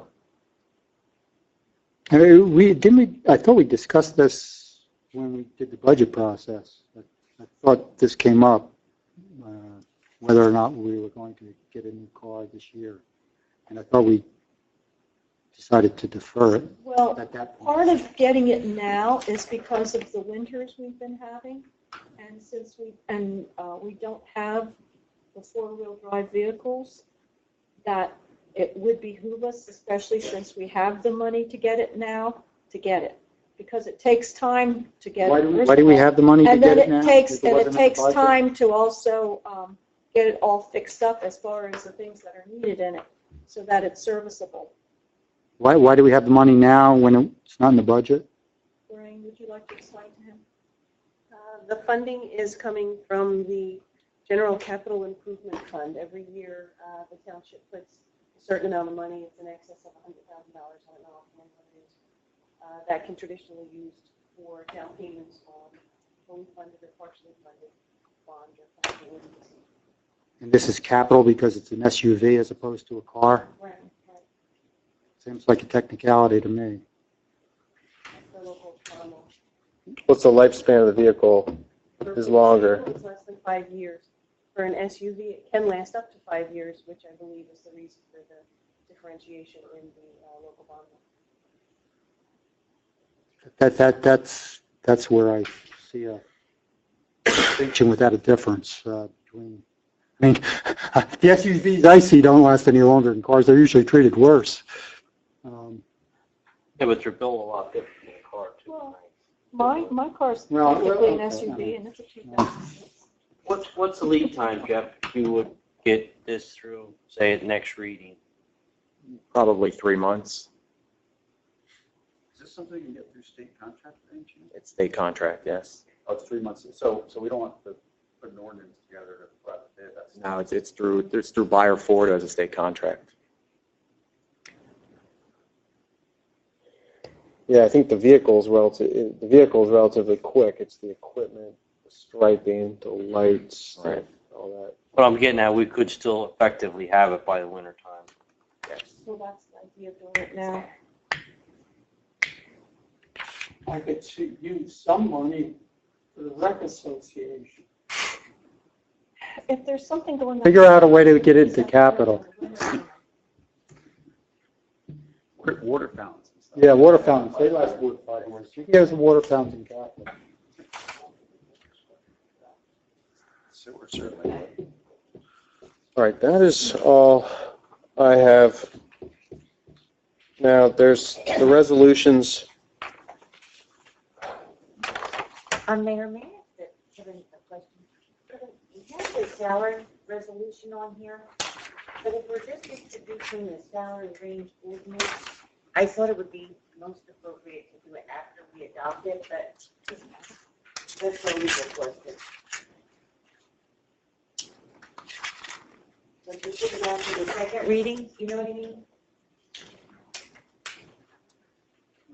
Where's the ordinance on the, we have an ordinance? I see it as yeah. That sets the range. Since that won't be adopted till September 2nd, can you do the resolution now? I thought that should have to be the September 2nd also, but. Well, I think you could do, if we had no ordinance, Wanda, you would do the salary resolution. And then the ordinance is optional because the ordinance is setting a range. Right, but Am I some of correct on the that, Lorraine? positions in the salary resolution aren't in the range, you know what I Oh, they're mean? not in the range? No. In the existing previous range. I'll know, Lorraine, I'll defer to you on that. I mean, you always have to do a salary resolution every year. I'm surprised we're waiting this long to have done it, until we would have done it already. The ordinance, Under the I old, think we should do the resolution regardless of the ordinance, is kind of what I was thinking. right, you should. That was one of the audit items, as a matter Right, of fact. Yeah. that resolution should have been done when we did the budget.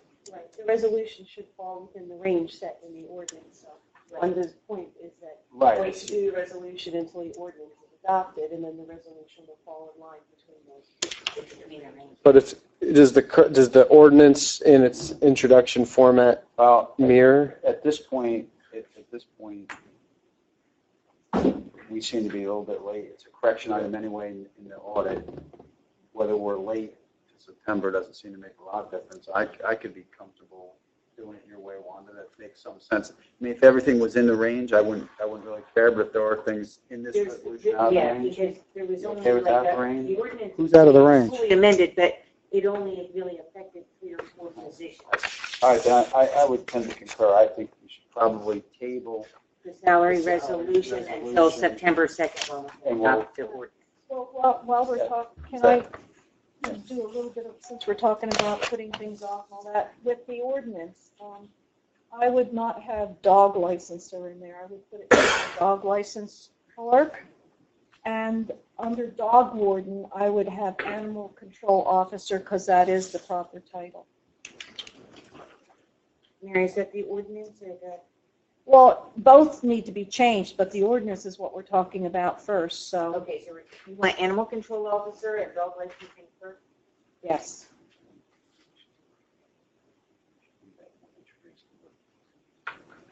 Do an amendment? Yeah, let's introduce with those couple of minutes. Who's not in the range? I'm not understanding that. Vince Catali, Susan, Joe Rossi. Because that ordinance has not been adopted yet, Frank. Under the old salary ordinance that was in place for plan Vince Catali above, the ordinance was established. We did not have an administrative assistant, Susan's position. Right. And we did not have a, Joe Rossi's positions are being paid higher than what the previous salary ordinance was. Right, because of. I see. So your point is that this resolution would Have no- no set something that's not in. In place yet. You need the legislation before you. I got you. Good point. So Wanda, I think is, well, It's a good point. It was also a good, Wanda made the suggestion to set the salary ranges lower on the low end, which I think is also. Yeah, you, Because it gives us more flexibility. All right, so the resolution. So we'll table the resolution and, For the salary. So we'll and keep move that the same. ordinance. Okay. Okay, so we'll hold that. Does anyone have any problems with taking the remainder resolutions together? well, I move that we do 1, 2, 3, 4, 5. I have a question on one of them. Yeah, Frank. And I often raise this point, but it should say on the agenda, the license of Riverside Tap Room, but the major problem I have is Riverside Tap Room. Do we send police there ever? You mean, do we get called there? Yes.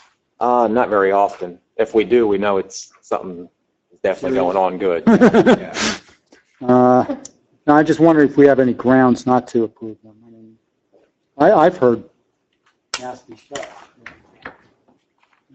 You have questions, you can conduct a public hearing and you could bring them in here and have them, justify their conduct under the license.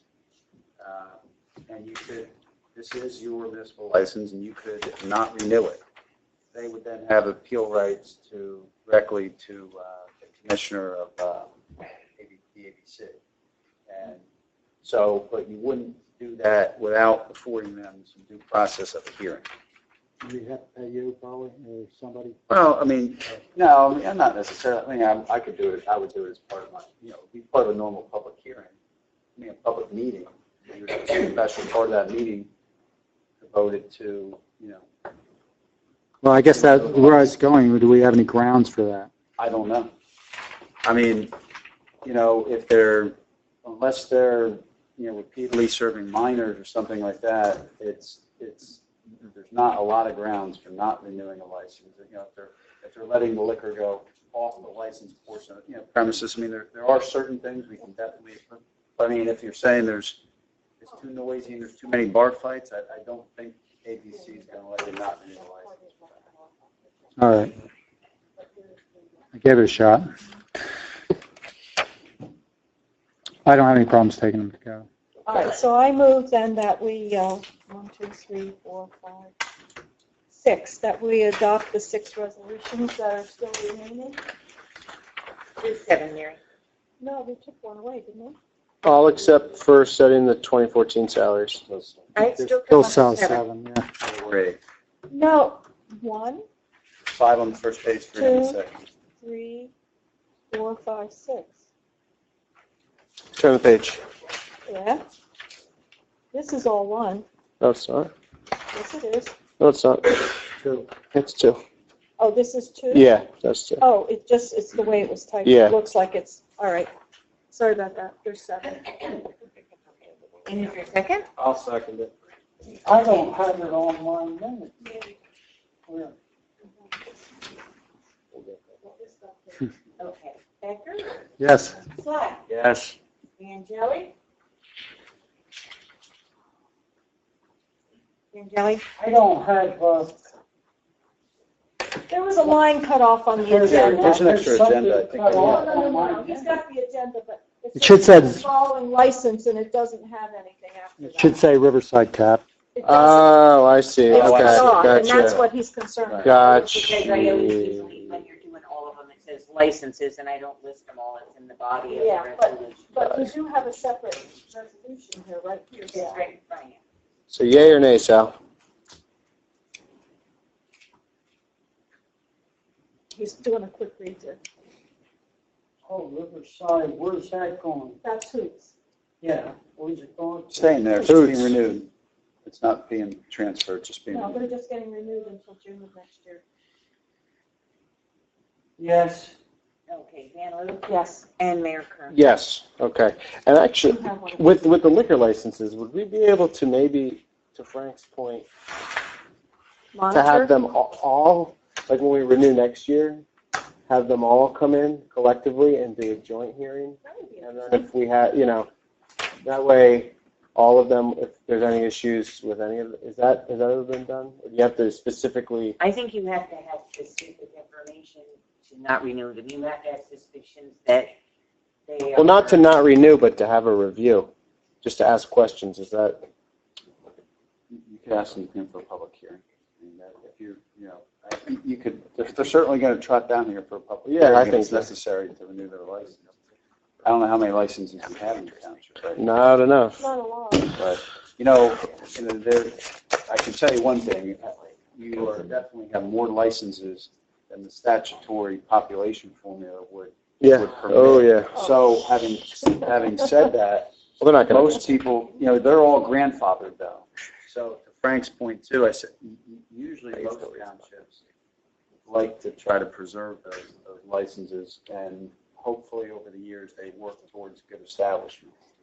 Because once one's gone, if you do not renew one, let's say you go down to ABC and ABC says, yes, you had the right not to renew it, that license is gone. yeah, but, You're never getting it back. but to So, Frank's point, I wouldn't mind it being gone. yeah, to Frank's point, it's not yeah, that except you lose it's the a, ability to move it to like up by a mall or something. yeah, but at the same point, what's the potential of that one happening, even if it stays there?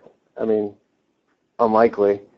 I don't think it hurts to have a general. Oh, no, I'm not saying generally about having a public hearing. That's fine. I'm just saying in general, even after a public hearing, an event, all that, usually, unless there's something egregious, you want to try to usually find some way to renew the license. Oh, okay. It keeps Gotcha. the license active in the township, and it creates the potential for it to be transferred or sold at least somewhere better down the road. Otherwise, it's just gone.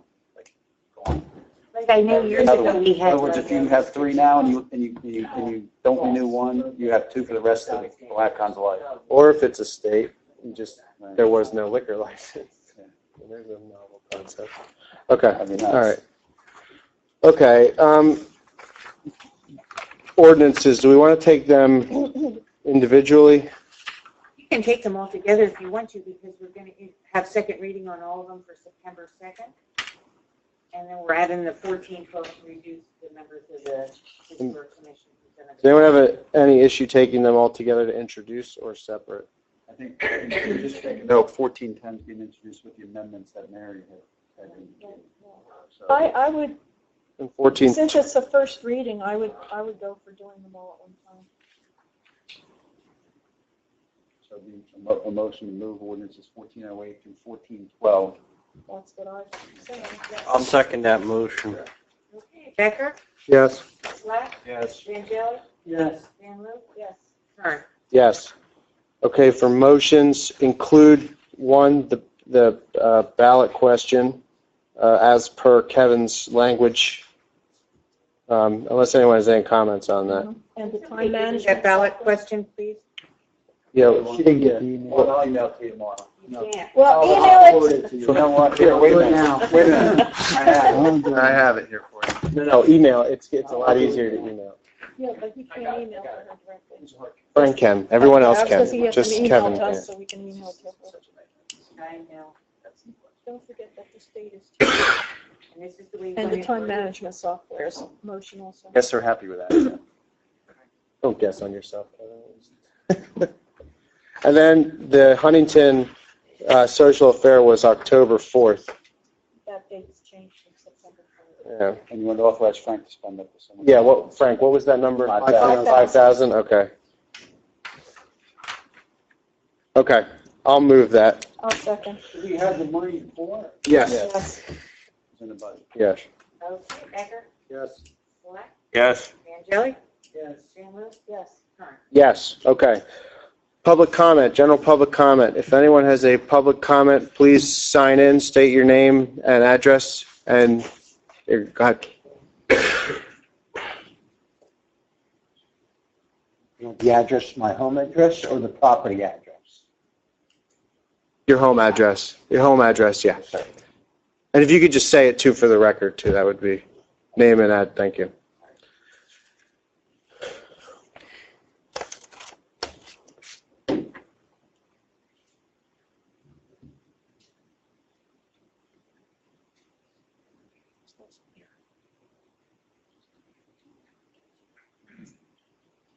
Okay, I apologize. I can't chew bubble gum and walk.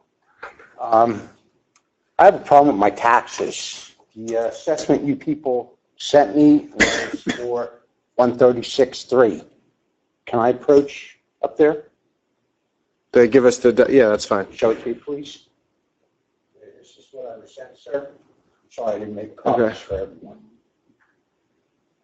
This is what I was taxed on, improvements. Other than paint, there's been no improvements to that property. It says improvements, other than paint. Improvement would be the structure that sits on the property. It's separated in the land, and the improvement would be the structure. If there is a I'm structure- trying to sell the property, sir, right now, and I had an offer last month of $100,000. Did for that you, property.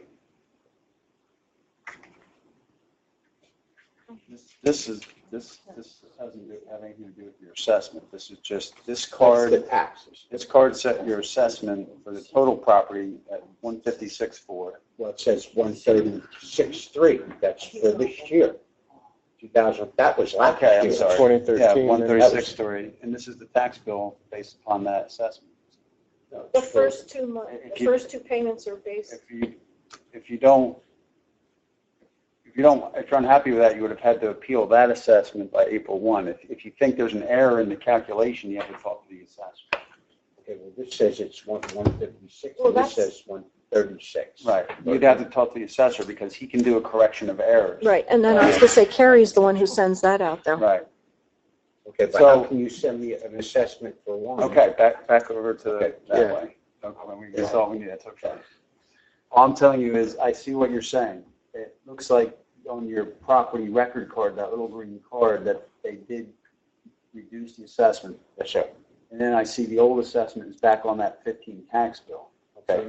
you may have a legitimate issue. What I'm saying is you have to go see, take both those in to see Carrie, okay? And She say, can't do Carrie, anything about the assessment. well, there was some, She referred him to, Ben.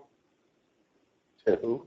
Yeah, the taxes. tax assessor. well, I don't know, maybe this is a problem with him not getting it in the computer. Yeah, remember there was one that went out in error, and you may not have, you may have the old one rather than the new one. Go, all right, There was an error in there was a wrong card sent out and then a corrected one sent out.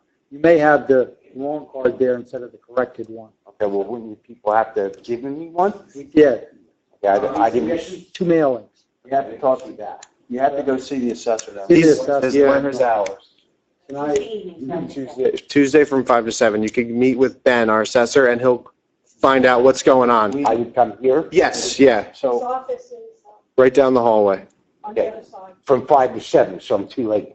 Yeah, tonight. Yeah, unfortunately. so, Because he yeah. was here. So, but it's for every council meeting before the council No, meeting? every. No, Every Tuesday, yes, sir. Okay, thank you. You're welcome. The error's been made, we could possibly correct that for you, but it's also possible that you're looking, as Councilman Becker said, he actually made a mistake originally and sent out a lot of wrong green cards. That wasn't Councilman Becker that he... No, not, I'm talking about our assessor. Our assessor erred Oh, he didn't send those for out. the second year in a row, actually. They were screwed, they were wrong. Okay. But go see him Tuesday. If your tax bill should be corrected, we can potentially file a correction of errors, appeal this fall for you. Just ask him, okay? One If other that's the thing, case, we can file that as a Yeah. township and fix it, but I don't know. Okay, yes, sir. one other thing, please. I'm getting dog licenses for last year and this year. I don't live in a township, I don't own a dog. I have a kitty cat. I don't suppose I need a license for my pussy, do I? I mean, these are two different ones from last year and this year for a dog license, and again, I don't need You must be somewhere in the system from previously, there was a dog license maybe for the address. I've never lived there, ma'am. I'm not saying you. Okay, I'm sorry. saying The address that's in the township. Could have been Because from my mother. that's it. She's following up on previous dog licenses, asking what happened, why you haven't renewed. So what you need to do is call the dog licensing clerk, who's Susan Shire, and do you have her phone number for him? But if they didn't receive one from last year, why would they send me another one for this year? Well, no. We did just switch over to a new system. New system. And we've gone to an electronic system where it's going to alert people who have licenses. So this was our first year of sending this out. Well, actually, the last year of doing that. And then only folks who have dogs are going to be getting the license paper. So since you didn't send one in, we won't be sending one out to you. Yeah, I mean, Well, she's following up to these people though, and they are responding like, she told me that out of the ones she sent out, like so many came back, dogs have died, people have moved, and some people, yes, totally forgot, and they need to renew their license. So you need to still get in touch with her to get your name off the system and say that there's no dog anymore. I'm sorry, ma'am, but that address is for Pennsylvania, so I wouldn't be. Well, but if you're listed as the person responsible for that property, it's. Well, I'm the owner of the property, but Well, I. that's why it's coming to you, because there was a dog there. If there were tenants there that had dogs or There something was a like dog that, there. yeah. Prior to that, Yeah, that's why they were doing Yeah, that. And that's why I'm just saying, if he could just call, it's, 454-6121 and extension what? I'm sorry, 454. 6121. And what's the extension number? Yeah. It should be referenced on the letter, though. Okay, Okay, I'll check that then. all Okay. right, Okay, okay. all right. Thank you, sir. Don't call the animal control officer, you need to call her. Okay, whoever's on the license. Yes, Some people yeah. make that mistake. and Thank then you, sir. They don't get a response. and then Okay, it was just 90 cents, and you know what? Watch your, take care of your pennies and your dollars. Well, that's true, but Yeah, that's where right. she's being successful in getting information back, it's worth it. All right, thank you, sir. Thank you. Is there any other public comment?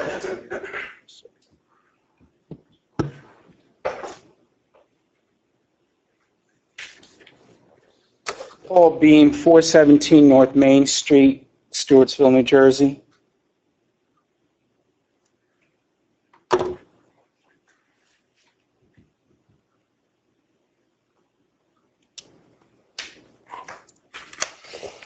I'm here tonight to ask the Palacan Committee to table the court merger until their November meeting. I do see how it's a win-win situation for your town financially. It would also look good for one wishing to push their political careers. Shared services, although have proven to save taxpayer money in the grand scheme of things, they have had no impact on local property taxes. There are some communities that have found shared courts have had no benefit or have even cost more to the taxpayers.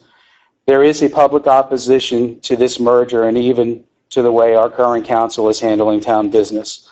Although there are no candidates on our ballot to run against Torriello and Kalari, there will be a vigorous write-in campaign to oust them from council. A former town committee man and mayor and a retired police officer will be running to unseat these two candidates.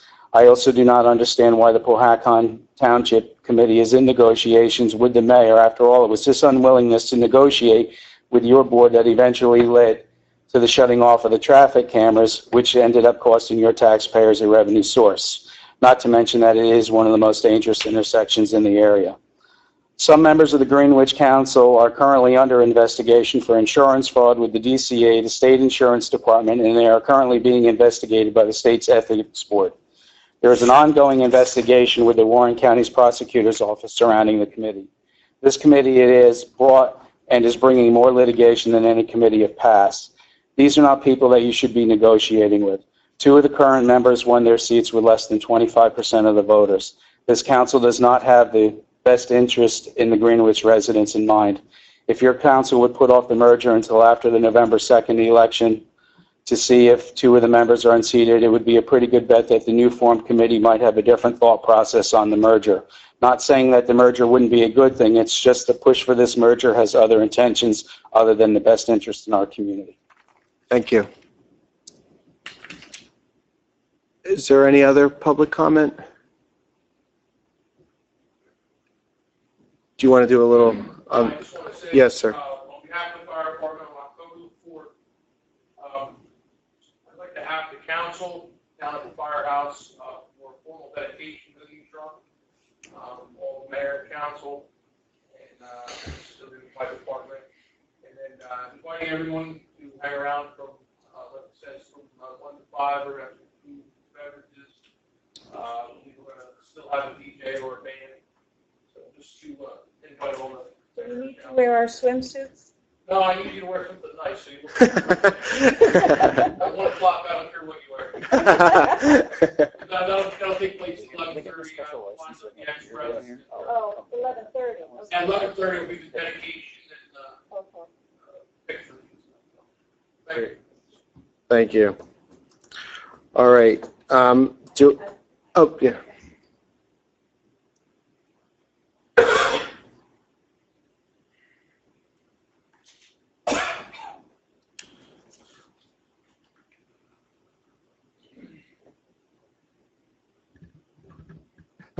Good evening.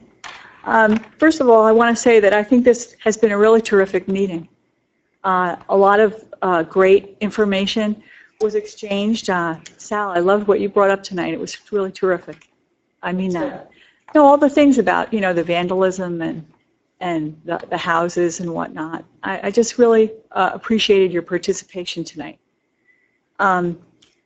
A couple of things. One is, we talked about a liquor license renewal for Hoots, and I have spoken to people on the Historic Preservation Commission, and they're looking into making Regalsville, New Jersey, putting that on the National Register of Historic Places.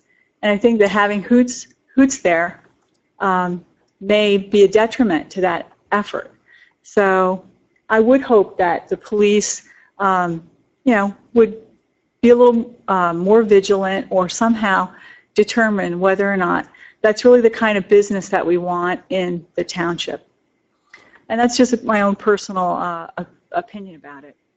The other thing that we mentioned tonight was I heard this hole in the roadway at the base of Pinchers Point, and that we're going to think about adding the work to fix that to the contract of the people who are working in that area right now. Well, my question would be, did they cause that? So if they caused it, No, it was there before. was there before? It happened last year. Okay, good. Because being a layperson here and listening, you don't hear that, and I wouldn't want them to be rewarded for creating that problem. The other thing I wanted to say was I hope that the YouTube videos become more current and up to date on our township website. I feel that a lot of people can't come out to these meetings, but they should be able to watch them from home. And we're just sort of not keeping up with that, and I'd like to see that be made more current. And lastly, I had an opportunity today to speak with somebody from the Warren County Department of Health about an issue that we're working together on.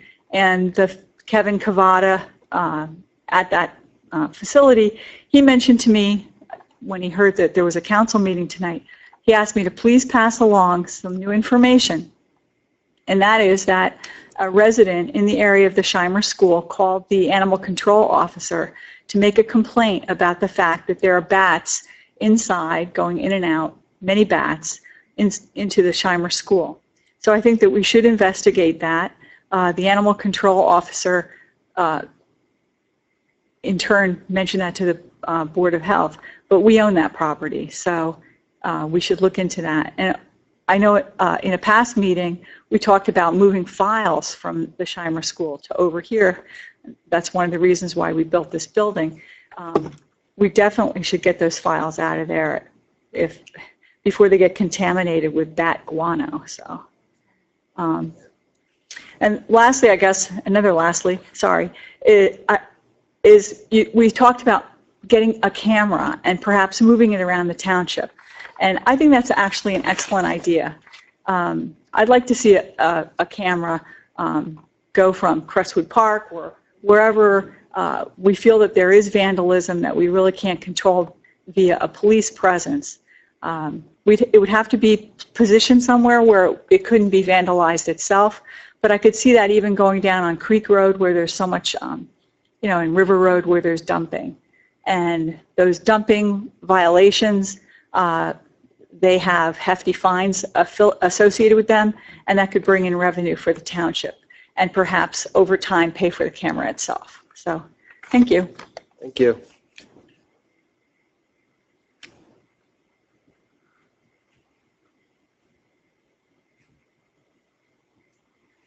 Kevin Melvin, Winters Road. Just two pieces. One, just carrying on about the dumping again. I just want to stress to the council that a lot of the residents do work during the week, so I did hear some crosstalk in the back of the room about cutting it off on the weekends, and that would not be a successful solution in my mind. So just make sure. I do agree that we do not want commercial dumping to take place, but making sure that it is open times for the residents that don't have perhaps schedules that allow them to get there in a 9 to 5 is going to be important. The other point I'd like to touch upon, and I don't know how much this has been taken up by council as a consideration, is Councilman Vangeli mentioned about the taxes for the school specifically, and Councilwoman Van Loo had mentioned about how we really don't have much of a say because it's Phillipsburg School District. Have we thought about... No, let him finish. Let him finish. If I misrepresented that, I apologize. Have we thought about, with the school being relocated now outside of Phillipsburg, becoming a regional school district where we can have more representation on the school board and there have more say? Because I understand, and I will admit I'm not up to speed on all of the school board items for that district, but I understand we have a rotating seat for the vote and stuff, so we're not really getting an equal representation. So is there not the applicability here with the movement of that school outside of Phillipsburg to look to make it a regional school where we could have equal representation and have more say? To be a regional school, it has to be K through 12. They no longer allow you to just do the high school as a regional school. And we are considered a send receivers, which is why we don't have a say about anything. Our vote really means nothing. Phillipsburg controls it all because we're send receive. But for us to be regionalized, it has to be K through 12. It can't be even middle school and high school. It has to be the whole thing. They changed the rules for that. And my comment was that, no, it wasn't just Phillipsburg. I was just saying, as a municipal government, we have no say over what the schools do. Mm-hmm. They are a separate entity, and that's why it's encouraging people to go to those meetings. Okay. But I think, to your point, though, Kevin and I were just having a sidebar. I don't think the Lopatcong issue has ever been fully vetted as far as, I mean, that's worth looking into. In other words, to Mary's point, I went to a school meeting trying to, and I challenged Chato, is it? Chanda, yeah. Why, I said, more than half the students come from outside of Phillipsburg. The school is located in Lopatcong. Why aren't we regional? Well, your point is, can we make them regionalized because they're actually not physically in town? In Phillipsburg. That's a But the money they interesting got to question. build that came from them being. But irregardless, What do you- it's in Lopatcong. Unless Lopatcong gave the land to Phillipsburg, which they didn't, because there's an issue with policing that Lopat's having with the school. So, hey, Might be something. that we might can be explore, the- and it's so- interesting. Into we may be able to get more representation. no, yeah, Yeah, that's a no, I- good I point. discounted that out Interesting of issue. hand when I raised that Well, I issue. just know that when Maybe Colin you could deal looked with into, Is there any other public comment? Seeing none, I think we need probably 45-minute executive session for contractual, and that's it, right? I think it's just contractual. Okay, is there a motion? I move that we go into executive session to do exactly that. Is there a second? Here, watch. Yes. Yes. Angeli? Sal? They're now in shot. Sal, say yes. Executive session. Enlow? Yes. Yes. They told her, done by the time she High graduated. school, Night, Glenn. they said no. That was part. Completely brand new high school. I gotta tell you. Good idea. Asked her what are they going to do in middle school, and she didn't. That was part of the reason I didn't fight hard for my kids.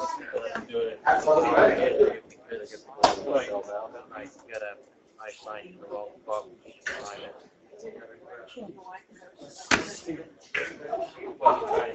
Do I actually read them and go through it? Did I pass? Why is that? Worse than the lady I took out the other night. I'm not. I'm so much better. She was a wise ass. She fished though, which was. Okay, we're back. Somebody wants to make a motion to adjourn? I'll make the motion. Is there a second? Second. All in favor? Aye. Okay, Kevin, do you want to read the motion? It would just be a motion to ratify the police chief's contract with the amendment that will prorate and spread his longevity payment equally across the term of the contract. That's the motion. So is there a motion for that? I will move that. Second it. Okay. Second. So everybody's all in favor? Aye. Aye. Okay. Edgar? Slack? Yes. Angeli? Right? Yes. And Kern? Yes, okay, is there any other business? Okay, motion, Move we adjourn. okay. Is there a second? Second. All in favor? Adjourn. Yeah, well, I gotta go do the, Chief, I need you.